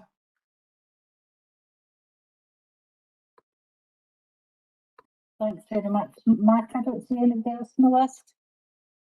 Councillor Gold, would you like to sum up? Yes, briefly, Provost. I'm actually quite surprised about Councillor McNeill asking if there's any difference. I'll just read again the final paragraph. Accordingly, the Council agrees to write to the Chief Executive of NHS Lanarkshire to inquire as to what supports have been put in place for long COVID in Lanarkshire and what further supports are required as we move forward with COVID-19 recovery. I remember a while ago there we were told that motion should be for the people of Lanarkshire and how we can support them. I think that's clear. We're asking the Chief Exec of NHS Lanarkshire what support he requires to tackle long COVID and what needs to be put in place. I don't see how anyone can object to that. As Councillor Feeney has said, the NHS is in difficulty. It's coping with its normal days work.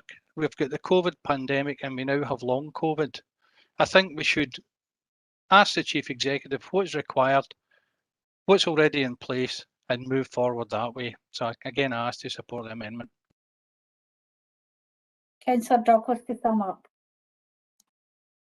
Thank you, Provost. I'll be incredibly brief. If I can just start, firstly, to Councillor Feeney, my name's Councillor Douglas. It's not the two who proposed. A bit of respect goes both ways, thank you. You're right, the NHS, it does come down to funding. The NHS is not being funded correctly from Edinburgh. They get the money, they have had a massive funding increase, but yet, as in a previous speaker had said on a different matter, the NHS and the SNP are sitting on billions of pounds from London, and it is not being spent, it's not being passed on. So it would be good to pass it on to NHS Lanarkshire, that they can obviously put clinics in place to get this dealt with. Thank you, Provost. Can we go to the vote, Andrew?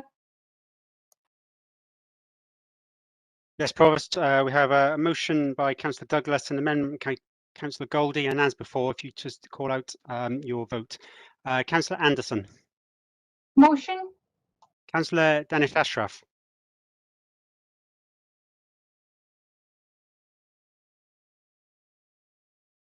Councillor Ashraf. Sorry, I was just trying to unmute there. With the amendment. Thank you. Councillor Junaid Ashraf. Amendment. Councillor Baird. Amendment. Councillor Barclay. Amendment.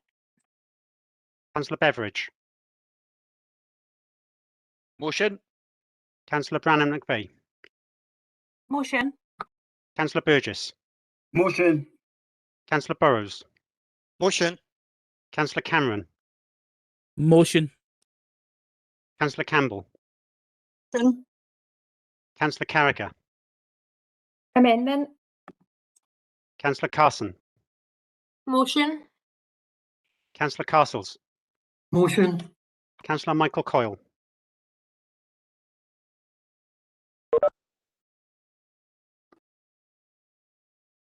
Councillor Coyle. No. Councillor Cullen. Motion. Councillor Curran. Motion. Councillor Damasio. Amendment. Councillor Doherty. Motion.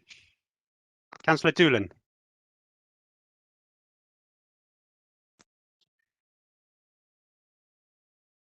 Councillor Doolan. Amendment. Amendment, thank you. Councillor Douglas. Motion. Councillor Duffy. Motion. Councillor Farouk. Amendment. Councillor Feeney. Amendment. Councillor Fisher. Motion. Councillor Fotheringham. Amendment. Councillor Gallagher. Motion. Councillor Goldie. Amendment. Councillor Goldsack.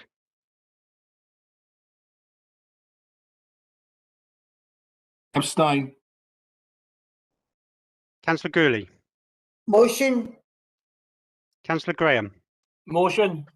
Councillor Hogg. Abstain. Councillor Hume. Amendment. Councillor Catherine Johnson. Excuse me. Amendment. Thank you. Councillor Tom Johnson. Amendment. Councillor Jones. Motion. Councillor, thank you. Councillor Paul Kelly. Motion. Councillor Peter Kelly.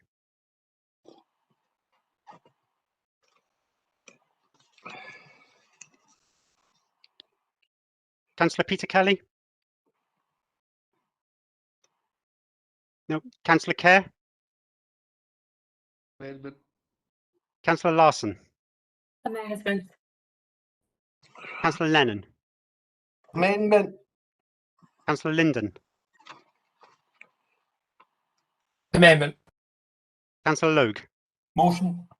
Councillor Loughran. Motion. Councillor McGregor. Amendment. Councillor McGowan. Amendment. Councillor Masterton. Amendment. Councillor McCulloch. Motion. Councillor McLaren. Motion. Councillor McManus. Amendment. Councillor McNally. Motion. Councillor McNeill. Motion. Councillor McPake. Motion. Councillor McVeigh.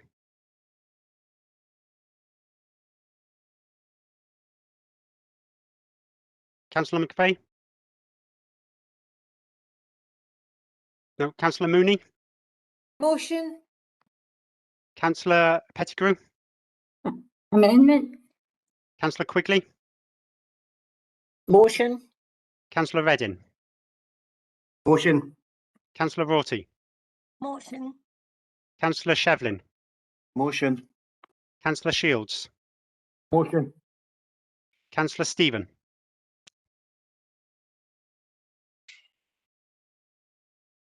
Councillor Amendment. Stephen? Amendment, thank you. Councillor Stevenson? Motion. Councillor Stocks? Amendment. Councillor Stubbs? Amendment. Councillor Alan Valentine? Amendment. Councillor Annette Valentine? Amendment. Councillor Watson? Motion. Councillor Weir? Amendment. Councillor Wilson? Motion. And Councillor Woods? Motion. Thank you. The amendment has 29 votes, the motion 37 with 2 abstentions, so the motion is carried.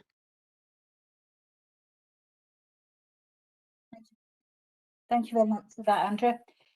Agenda item 7 is a notice of motion from Councillor Cameron and seconded by Councillor Watson. There's no amendment indicated to your motion. Do you still wish to speak, Councillor Cameron? I do, yes, thanks, Provost. On you go. Okay, thank you, Provost. I'm glad to see that the motion has the wholehearted support of the Council with no amendment, and therefore I will be brief. This is the first day of the 2-day course, and I want to express my good wishes, and I'm sure the good wishes of my fellow councillors to those attending. The very fact that the number of places on this course had to be increased due to the large number of applications is a proven sign for a future ongoing version of this programme. I will close by saying that I'm looking forward to hearing from the young people and their teachers about the success of the initiative and in due course. Thanks to St Andrews First Aid for their involvement in the pilot, and that's all. Thank you, Provost. Councillor Watson, do you wish to say anything to first second in it? Thank you, Provost. I'll just say a few words. I am pleased to second the motion and commend Councillor Cameron for bringing this important initiative before the full council meeting. Thank you, Provost.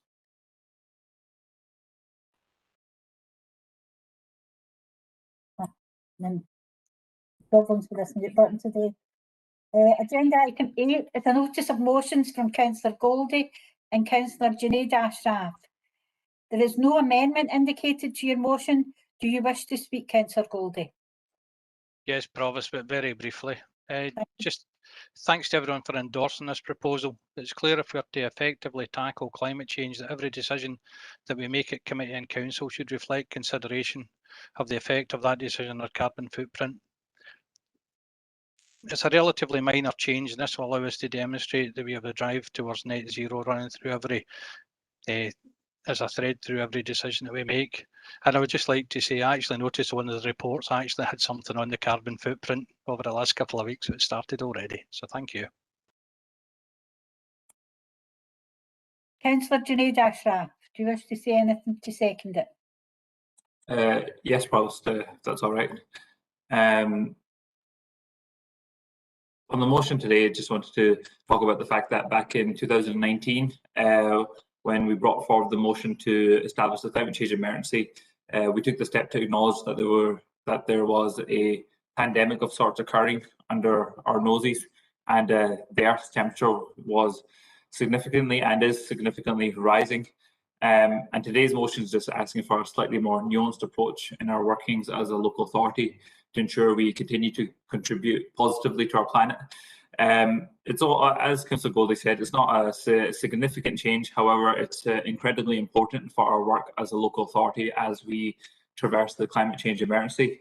By measuring our carbon impact or footprint, It does not mean that there's simply just carbon sequestration that's the sole solution in tackling the climate change emergency.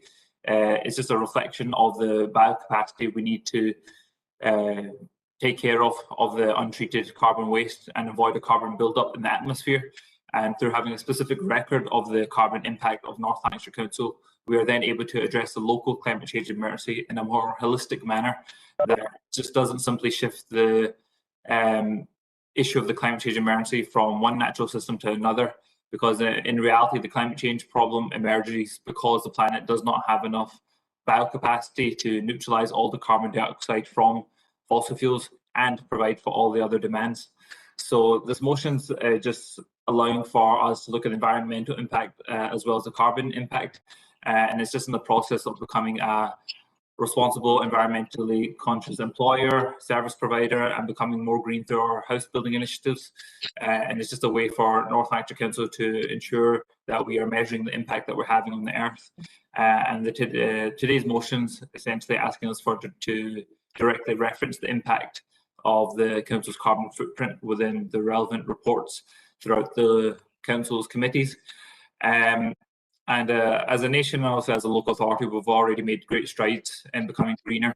And as I said back in 2019, I believe that North Lanarkshire Council, with a renewed focus, can become a trailblazer for climate change within Scotland. We have the talent, ability, and ambition to lead our council on today's pressing matter of preserving a safe climate and a low carbon future. So today's motion is just another step for us in the correct direction. So thank you everybody for supporting the motion. Thank you very much. Agenda item 9 is a notice of motion from Councillor McGowan, seconded by Councillor Junaid Ashraf, and there is an amendment from Councillor Paul Kelly, seconded by Councillor Duffy. Councillor McGowan. Thanks, Provost, and good afternoon, fellow councillors. The UK Chief Medical Officers recently restated that if physical activity was a drug, we would refer to it as a miracle cure due to the great many illnesses it can prevent and help treat. The UK's Chief Medical Officer's Physical Activity Guidelines, in joint publication with the Scottish Government, states throughout the COVID-19 response, renewal and recovery, physical activity has and continues to be recognised as fundamental to physical and mental health and well-being. Physical activity has a positive effect on the immune system, with those who are physically active at decreased risk of infectious disease. In addition to physical activity and sport alleviating mental health issues, they will also have an effect on reducing the antisocial behaviour of some young people due to cancellation of sport during the pandemic. We must encourage all sport to open up fully and engage our young people in meaningful activity. I hope this may stop the major antisocial issues which are occurring down Barnshaugh Bird Sanctuary in Ward 19. I welcome the Council's decision to keep the grass pitches open over the summer months to play summer football or finish seasons curtailed by COVID. But what is the point if 2 pitches are currently closed, one Muirhouse pitch has no grass in either goal mouth and the goalpost has fallen down on the other one? At Motherwell Minors, the pitch has a very uneven surface and the goals aren't straight. The only positive comment that can be made about Fordswood Park is that it has goalposts. Logan's Road has been kept in reasonable condition by PFA Soccer, but there's rubbish and glass lying around. We want to be proud of North Lanarkshire when other teams to come to visit, as it states in our vision. This also seems to be a problem in other areas of North Lanarkshire apart from Ward 19. There are excellent facilities at Ravenscraig and Our Ladies, but due to booking being at a premium in these, most teams have to rely on the other Motherwell pitches. Villa Park Football Club are having to try to book pitches in Wishaw, Hamilton and East Kilbride to play their home matches, which is not ideal considering they've been a Motherwell team for over 35 years. They currently have 11 teams of all age groups, 6 are playing 11 aside, and this amounts to 110 youngsters and 18 coaches. It's a knock-on effect on parents who are having to travel a distance to home games. Motherwell Villa Colts have been using the park on Ladywell Road for all their home games, but it's been let out to someone else, even although they were told it wasn't being let due to COVID. Now they don't have a home pitch. Jervison Football Club have 70 children over 4 age groups. They say there are no pitches playable and Logan's Road is very dangerous with glass. They have had referees not willing to play games until big holes are repaired in the surface. Their manager said, if we can volunteer our time to get the kids active, then surely the council can find the means to meet us halfway and provide us somewhere to play games safely. Motherwell Phoenix have 7 age groups, 40 children and 6 coaches are being affected by the lack of grass pitches. North Motherwell Boys Club always use the Daisy Park pitch, but the cost has gone up from £20 an hour to £40 an hour, although the boys are all still at school. They're now having the same problems with grass pitches as all the teams above. They'd to sweep the Logan's Road pitch for dogs' poo and they'd nowhere to put it due to the bin being burnt out. It's roughly 220 children and 30 coaches, and of course all their families are being adversely affected by the problem of grass pitches. We must work together in this. The Scottish Government intends to double its investment in sport to £100 million over the term of the Parliament. Fulton McGregor, the SNP's Justice, Education and Skills spokesperson, said, "People want to point fingers at the Scottish Government, point fingers at local councils and at others. But if we don't take the opportunity of coming together and showing real common sense around sport, now we are missing a real opening." I coached hockey teams my whole teaching career from 1975. What did these youngsters get from team sport? Team spirit, fun, exercise and fitness, lifelong friendships, travelling the country to different venues, excitement, good relationships with teachers, happy memories and experiences. The effects of team sport cannot be underestimated. I welcome the Council's open space pitch strategy review to consider the condition, usability and accessibility of all open space and pitches, and look forward to their positive report in the next committee cycle to allow all parties and none to work together in a team to allow young people to take part in sport now as we exit from lockdown. Vote for the motion, please. Thank you very much. Councillor Junaid Ashak. Thank you, Provost. Today's motion has 2 themes intertwined with one another: taking care of our mental health and encouraging a healthy, holistic lifestyle. We need to understand the context of both these agendas as we emerge from the COVID pandemic. Football is more than just a game in Scotland. To many, it is their hobby, social circle, pastime, what they watch on TV, what they talk to their friends about, what they debate about, what they analyse, look forward to the 5 game during the week, going to a game on the weekend, and the list goes on. The pandemic stopped all of our lives, but as we tackle the emergency, which is still in progress, we have the ability to support people back to life as it once was, and we should take into serious consideration people's mental health as part of this process. The social aspect of our lives, as well as the physical interaction with people and what makes us feel alive, has been put on hold for well over a year. North Lanarkshire Council, in supporting our constituents, has already taken the initiative to reverse the decision to close the grass pitches they are responsible for. However, across the local authority, there is opportunity to improve our service further. Members of the public are crying out for accessible pitches to use locally, and we have the ability to provide the service for them. From a personal perspective, quite often I'll be meeting up with friends in Glasgow to play because the facilities are better advertised, as players are more familiar with the pitches, as they are well used by our other friends, and we can guarantee that the area is well maintained. And on almost all 3 of these counts, North Lanarkshire Council lags behind at times. And this motion is here today to ask for a renewed effort to ensure that our local facilities are kept to the high standard expected from our users, and to well advertise these facilities as we emerge from the pandemic. The need is definitely here, but we need to engage with our service users and address their concerns when they tell us we could be doing better, as Councillor McGowan has outlined within her opening speech. For many of us, football is at the heart of so much of our enjoyment in life, and I'm delighted to be seconding this motion to ensure that we are doing the best we can to support positive mental well-being and encouraging a healthy lifestyle as we slowly return to some perspective of normality from COVID. Thank you for listening, and please support the motion today. Thank you. Councillor Paul Taylor. Thank you, Provost. I have to say, it was disappointing to view some of the contents of the motion from the SNP. This motion contains statements which are factually inaccurate, incorrect. It's clear some SNP councillors are not up to speed in the work of their own council.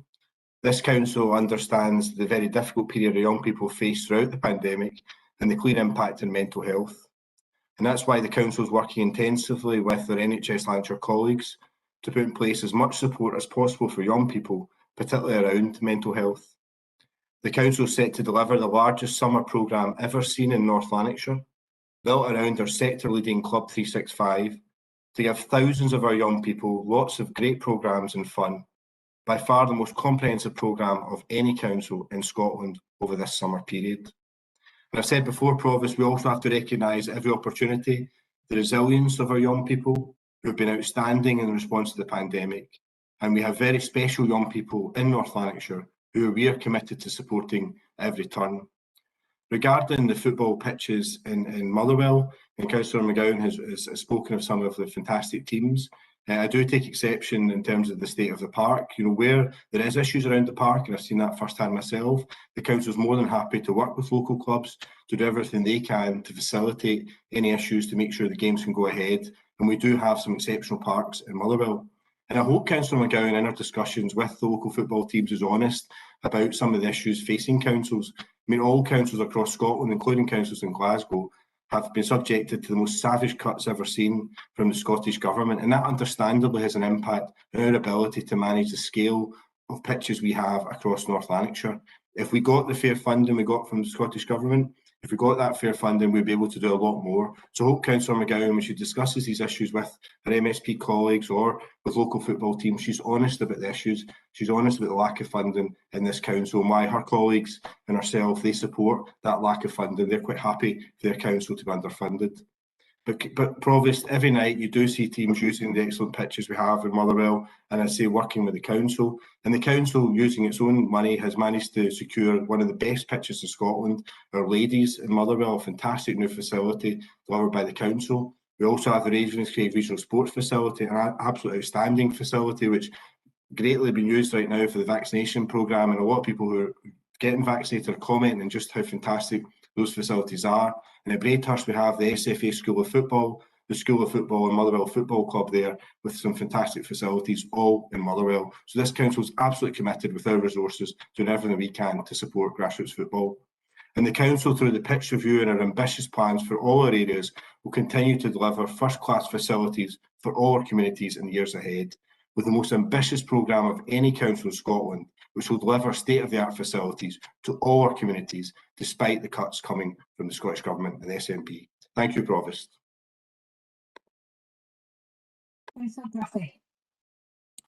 Thanks, Provost. It's a shame that we must divide in this motion, because there's certainly some parts of it I think we could all agree on. And I don't believe there'll be a member on this meeting today that wouldn't agree that sport plays a critical role in promoting health and wellbeing.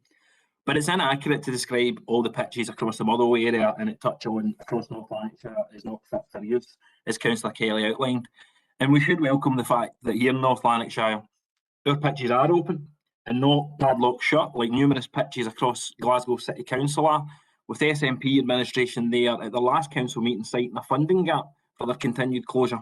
And the head of the SFA last week was quoted of calling on the Scottish Government to take action to get the pitches open to mirror our success at getting to European Championships and nurturing the next generation of footballers. But too often and very frequently we consume so much time in these meetings on the realities and symptoms of a funding crisis that the SNP have neglected for years. We went into this pandemic with local services already at breaking point, and now we have services and our own workers in here facing the impact of a COVID crisis and an uncertain recovery. Councillor Kelly touched on it, and the motion does as well, that the council are progressing a comprehensive open space and pitch strategy. And I'm sure all members today are looking forward to seeing and reading and considering that in due course. Let's give our officers time to carry out this review. Let's give them the respect and space to do that, and we'll see it later in the year. Happy to second the amendment. Thank you very much, Mark. I think there's quite a few speakers. Do you just want to give me them in order if they come on the screen? Yeah, Provost. We've got Councillor Lennon, followed by Councillor Tom Johnston, Councillor Linden, and then Councillor Beveridge. Thank you very much. Councillor Lennon. Provost, thank you very much. I obviously support my party's motion today. Obviously, my colleague Councillor McGowan highlights the significant challenges in the Motherwell area. But I think that if members here today were honest, we see it across the authority. I think that in particular, when we look at council-run facilities or football pitches and various things like that, we have teams booked out on these pitches for months in advance, where local teams struggle to try and find a space. We have exorbitant costs, and we've created a kind of situation, perhaps not just in this authority, across the country, where we've created football in terms of working class and traditional valued sport into a very middle class opportunity for young people, where they're excluded, especially coming from working class backgrounds, due to the exorbitant fees that are associated with playing for a football team these days. I find it rather sad that we're having a debate in relation to this, because looking at the last couple of days in particular, we've had a national team not qualify for a European Cup final for nearly 20 years, Provost, and I think that there's a coalition, in relation to the lack of facilities within local authorities, and obviously the opportunities that's presented to young people. I could go on in a diatribe in relation to my thoughts on the SFA and others, but I think the key issue here is we have a number of abandoned facilities across the authority within Red Blades pitches and various other things like that, that I hope that the pitch strategy review will take into account. But the key concern I have here is I've heard this pitch strategy review being muted since 2017, and I've yet to see any comprehensive evidence in relation to that. And I think that really we have an obligation as councillors, especially sitting at the moment, to try and progress sport and sporting activities and make these facilities available to all. Now, Councillor Duffy highlighted within Glasgow City Council at the moment in relation to facilities perhaps closing and various things like that. If it's a case that this authority cannot manage those facilities, perhaps we should use Glasgow's model and look to local voluntary organisations to take them over and perhaps manage them, Provost. Because I'll tell you, one of the key things about working in Glasgow and looking at how Glasgow Life has proposed their outlook, it's going to be a very successful model, I've no doubt, and perhaps one of the critical factors of Glasgow City Council's SNP administration in progressing real community ownership, something that I'd really like to see within North Lanarkshire. But the key point I would make to finish off and sort of end this section for myself, Provost, I think that we have to have an honest and reflective approach to football in the authority. And I think that, again, it doesn't just stick to Motherwell. I think if we look at it comprehensively across the board, we'll see that the council's fee and structures of fees are absolutely exorbitant. And I think that basically we're pricing ourselves out the market in relation to trying to encourage grassroots teams and local people having the opportunity to play football. Thank you. Thanks very much. You did touch on it, Councillor Lennon. The motion and the amendment are both talking about Motherwell football pitches. Everyone else could come on probably and say an issue that a local team's raised with us, and that's not what this debate's about. The motion and amendment are on Motherwell football pitches. Councillor Tom Johnson.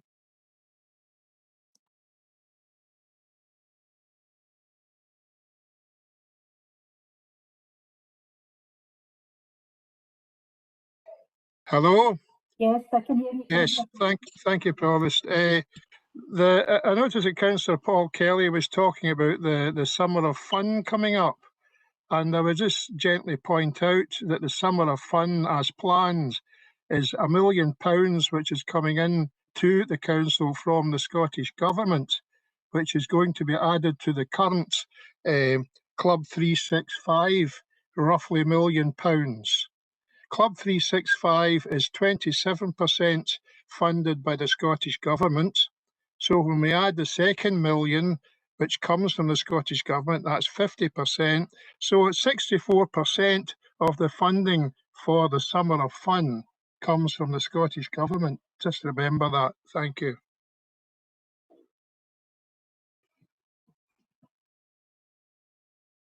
Councillor Linden. Thanks, Provost. I'll be very brief. I really didn't intend on contributing to this debate. But I'm just so surprised by the tone that's been taken in the debate so far. I'm more surprised at the tone Councillor Kelly has taken on the motion as a Motherwell councillor, frankly.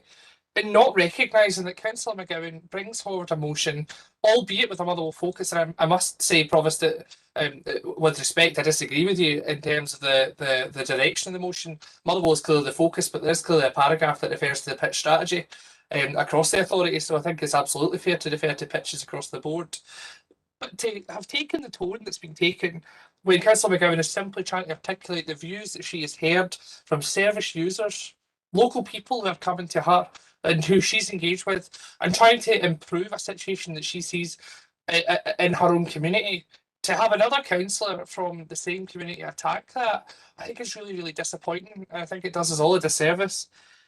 I must say, I'm glad to come in on the back of Councillor Johnson's contribution there, because I must say that a bit fed up to the back teeth of having Club 365 thrown in our face as if it's something that the SNP group in North Lanarkshire are not privy to, supportive of, or indeed key to its introduction of. A convenient truth that Labour colleagues seem to forget when they talk about Club 365 is that Club 365 wouldn't have been introduced if it wasn't for the SNP supporting its introduction.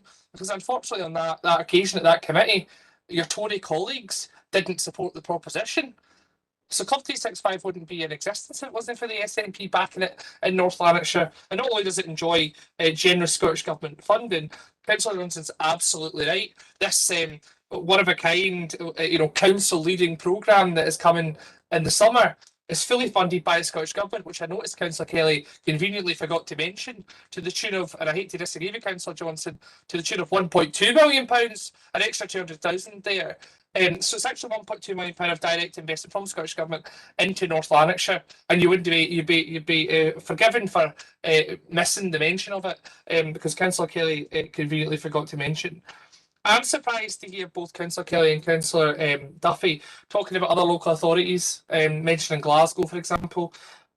And it seems to me that rather than talking about their own areas, they would rather talk about other areas. And to me, that shows that perhaps they're not the strongest on the argument. I just wanted to end, Provost, by also welcoming the comments from Councillor Lennon.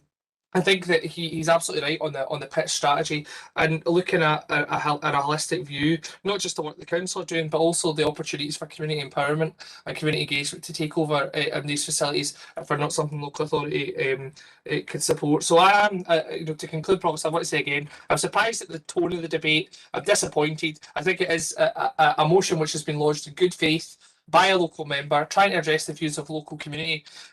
But I guess just to end, Provost, on a spirit of consensus, perhaps something else that Councillor Lennon touched on, and perhaps you'll avoid criticising before, Provost. I'm sure we can wish our North Lanarkshire players and indeed all of the Scotland team well at tomorrow's game against England. I'm sure that's something that can bring consensus around the chamber.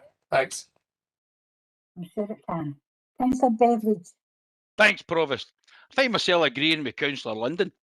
I'm very surprised that he's mentioning councillors on about another local authority. Councillor Lennon maybe better be careful what he wishes for if he wants us to go the same way as Glasgow was going. Councillor Ashraf was on about he was playing football, or he mentioned the football pitches in Glasgow. That's not my experience of it, having been involved in that just now. I'm wondering if it's Councillor Ashraf was on it that was on council pitches or private pitches. But in any case, we've been praising Motherwell up here, which is fantastic, and the needs for Motherwell. But can I just bring my own area in? Clarkson Primary School, the janitor in there runs a football club in there, which is second to none, has done for years, ably supported by the local authority, Mr. Jarvie McWhinney, and he's doing a grand job because the sun doesn't rise and shine in Motherwell. Thank you. That was a bit of a long body, Alan, after what I said earlier on, but since you were praising a member of staff of the council, I find it difficult because most of the football teams within our schools, etc., and all sporting teams are run by staff giving up their own time and effort to do that, and sometimes we forget that. Mark, I can only see Councillor McNeill wanting in now. That's correct, Provost. One further speaker, Councillor McNeill. Councillor McNeill.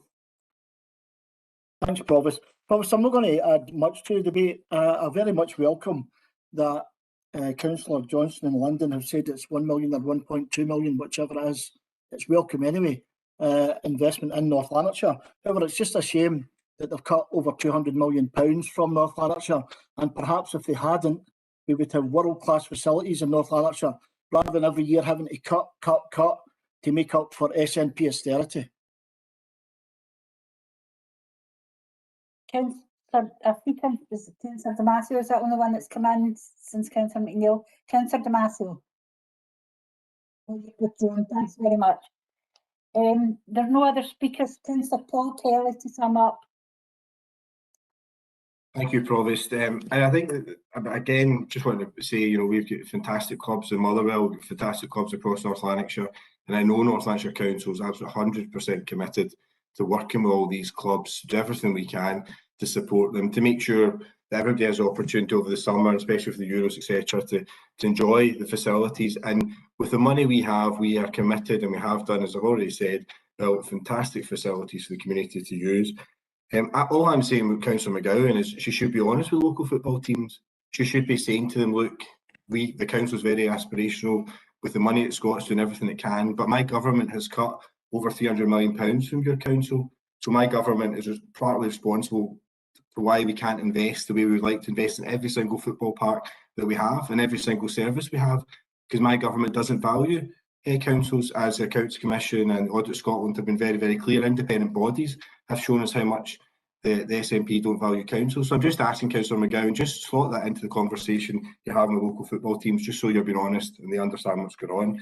In terms of Councillor Johnson and Councillor Linden, the comments about £1 million a year, £2 million there. Well, let's be honest, the £300 million, the cuts, that's 100% funded by your government.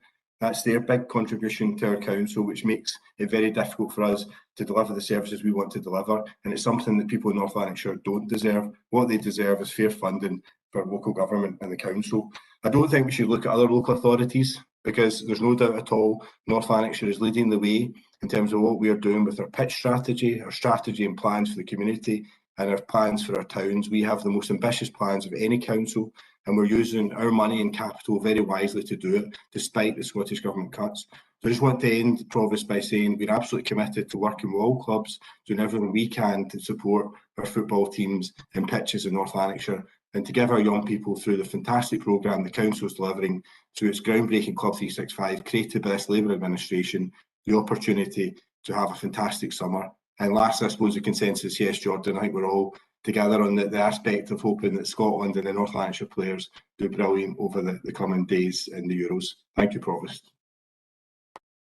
Councillor McGowan. I've got to say, Provost, firstly, that I was actually totally amazed that there was an amendment into my motion.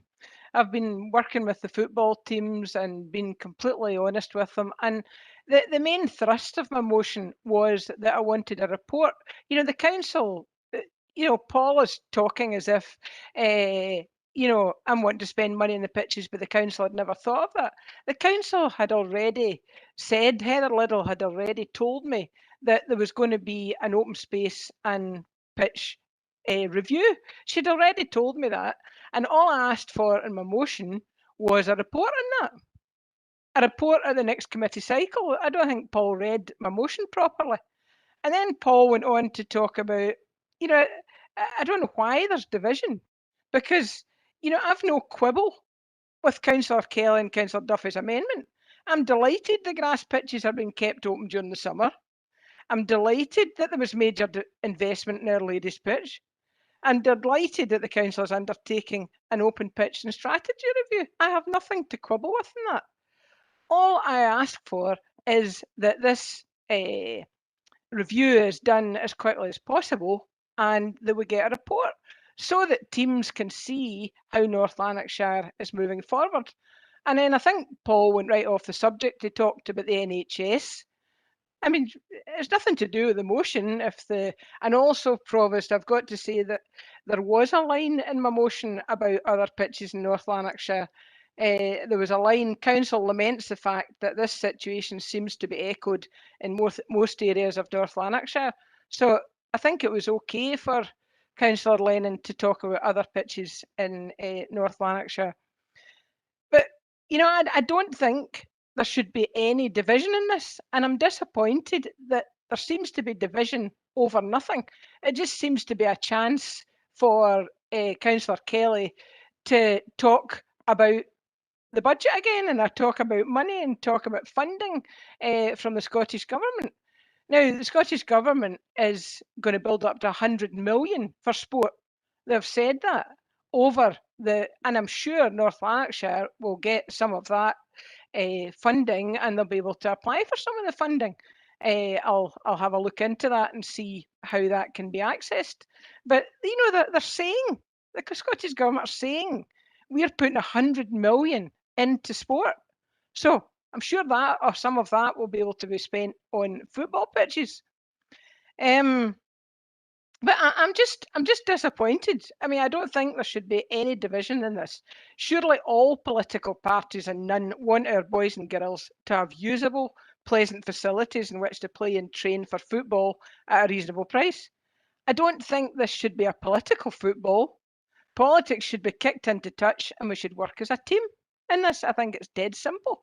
I've no idea why Paul and Kenny decided to bring up an amendment in this, because all I want is the review to happen timeously, and then the football clubs can see that North Lanarkshire is having a look at the pitches and thinking of different things that can be done. They probably won't all be done at the one time, but we'll see where the funding can come from. And I want a report on that as to how it's progressing. So all this about the NHS and Club 365, you all know that I am a total supporter of that. Always have been. I think Club 365 is amazing, and I suppose football's connected to it, because maybe one of the activities at Club 365 will be football. But you know, NHS, Club 365 all got brought in. I'm delighted there's going to be a summer of fun. I think that's amazing that the government is giving money to that. And quite often the Scottish Government do ring fence money for North Lanarkshire because they want it spent on a particular part of the curriculum in North Lanarkshire. So I don't think there's anything wrong with that the Scottish Government have a good idea and decide to target the funding. So I don't think there's anything wrong with that. But for physical health, mental health, team spirit, fun, making lifelong friendships, happy memories, I think that we want to provide the facilities that our teams need and want in North Lanarkshire, and let all these children run about daft and enjoy their football and enjoy the outdoors, because sport should be done obviously outdoors at this time of COVID. So I look forward to the report in the next committee cycle. And as I say, my last comment is I'm very disappointed that there's been any divide in this, because I'm sure we all agree that we want good facilities for our young people. Thank you, Provost. Andrew, can we go to the vote? Thank you, Provost. Just before I go to the vote, if it's okay, I'd just like to clarify something that arose in the last vote. Members contacted me since the last vote to say that they were unable to come off mute, so couldn't participate in the vote. So I'd just like to advise members that once a vote is closed, it's closed. We can't revisit it. But if members are having problems coming off mute during the course of a vote before it's concluded, if they indicate that in the chat bar and make sure they send that to everyone, not just to me, then we can take that vote. So I'll start the vote. Councillor Anderson. Amendment. Councillor Danish Ashraf. The motion. Councillor Junaid Ashraf. Motion. Councillor Baird. Motion. Councillor Barclay. Motion. Councillor Beveridge. Amendment. Councillor Brannan McVeigh. Amendment. Councillor Burgess. Amendment. Councillor Burrows.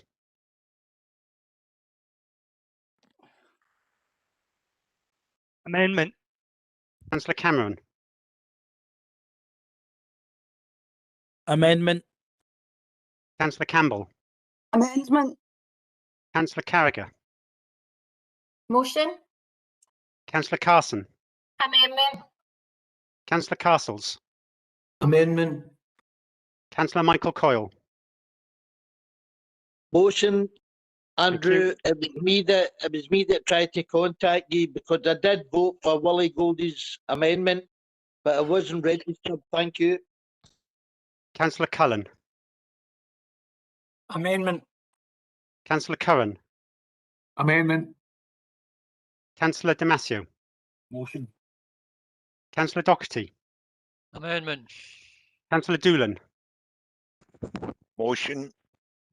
Councillor Douglas. Amendment. Councillor Duffy. Amendment. Councillor Farouk. Amendment. Councillor Feeney.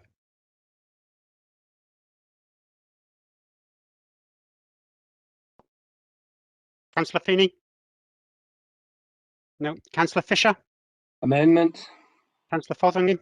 Motion. Councillor Gallagher? Amendment. Councillor Goldie? Motion. Councillor Goldsack?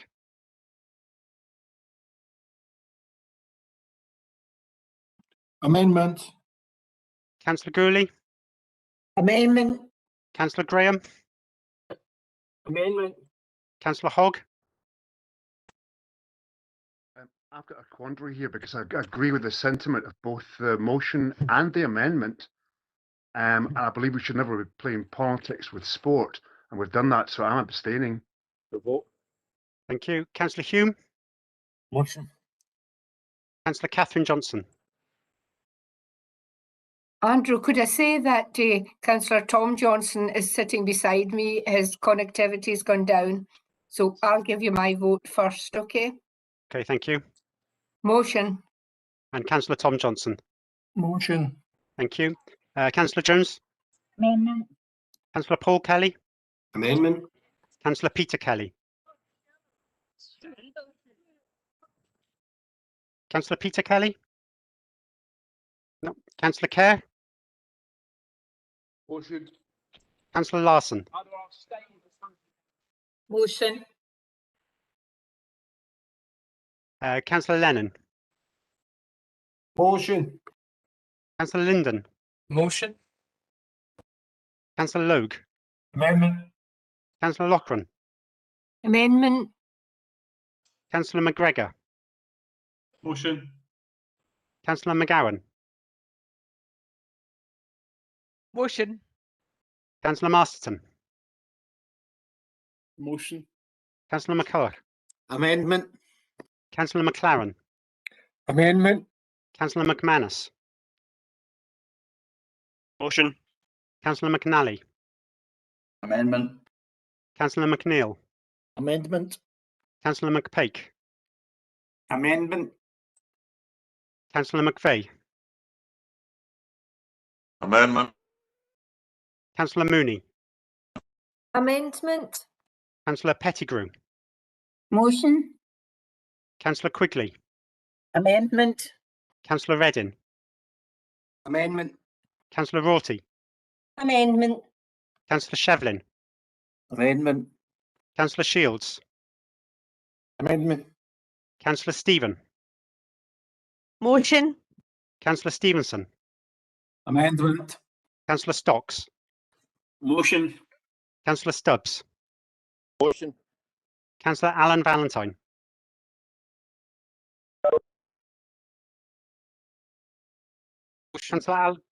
Motion, thank you. Councillor Annette Valentine? Motion. Councillor Watson? Amendment.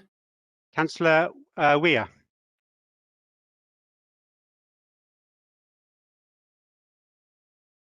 Councillor Weir? Councillor Wilson? Motion, thank you. Councillor Wilson? Amendment. Councillor Woods? Amendment. Thank you. And Councillor Peter Kelly has indicated in the chat bar that he is voting for the amendment. Therefore, the amendment has secured 41 votes, the motion 28 with 1 abstention, so the amendment is carried.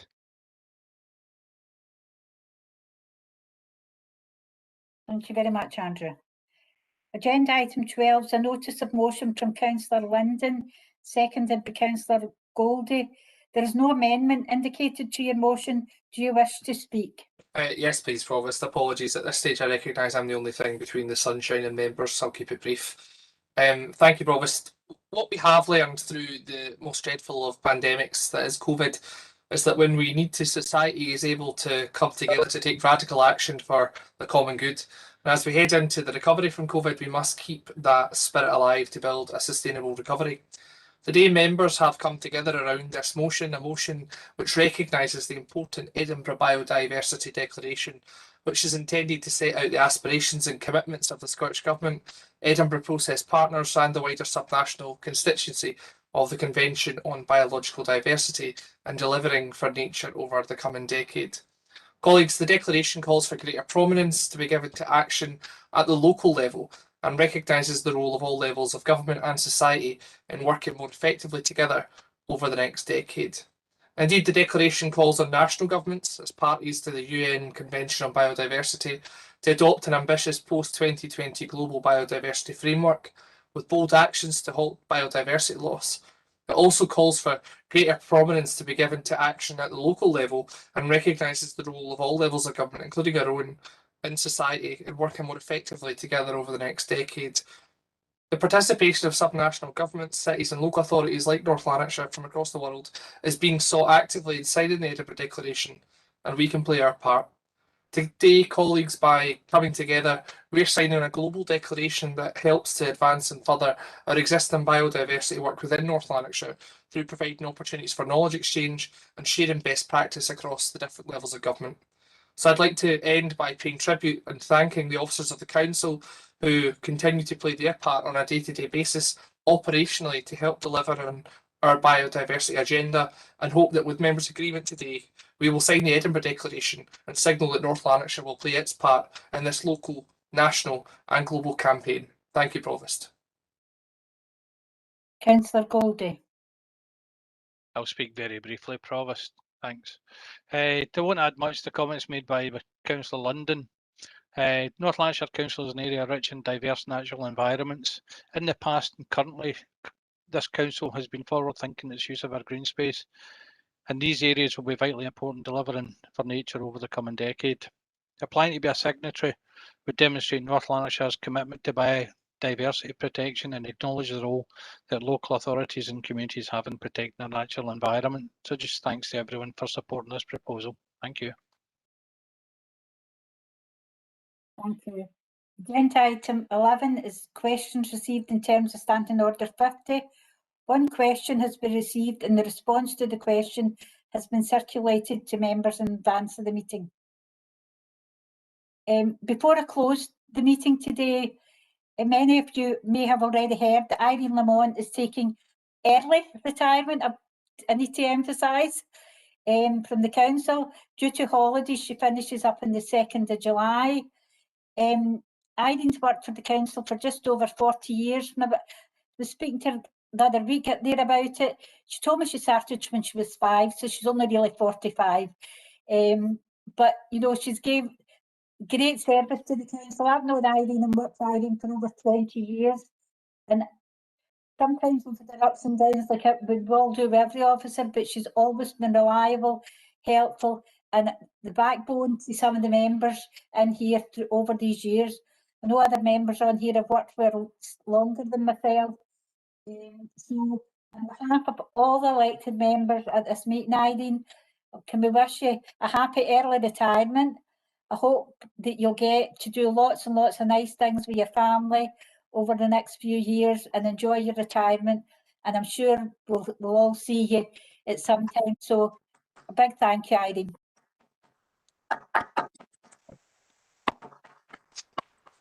So can all of the rest of me to close the meeting and wish everybody a happy summer recess.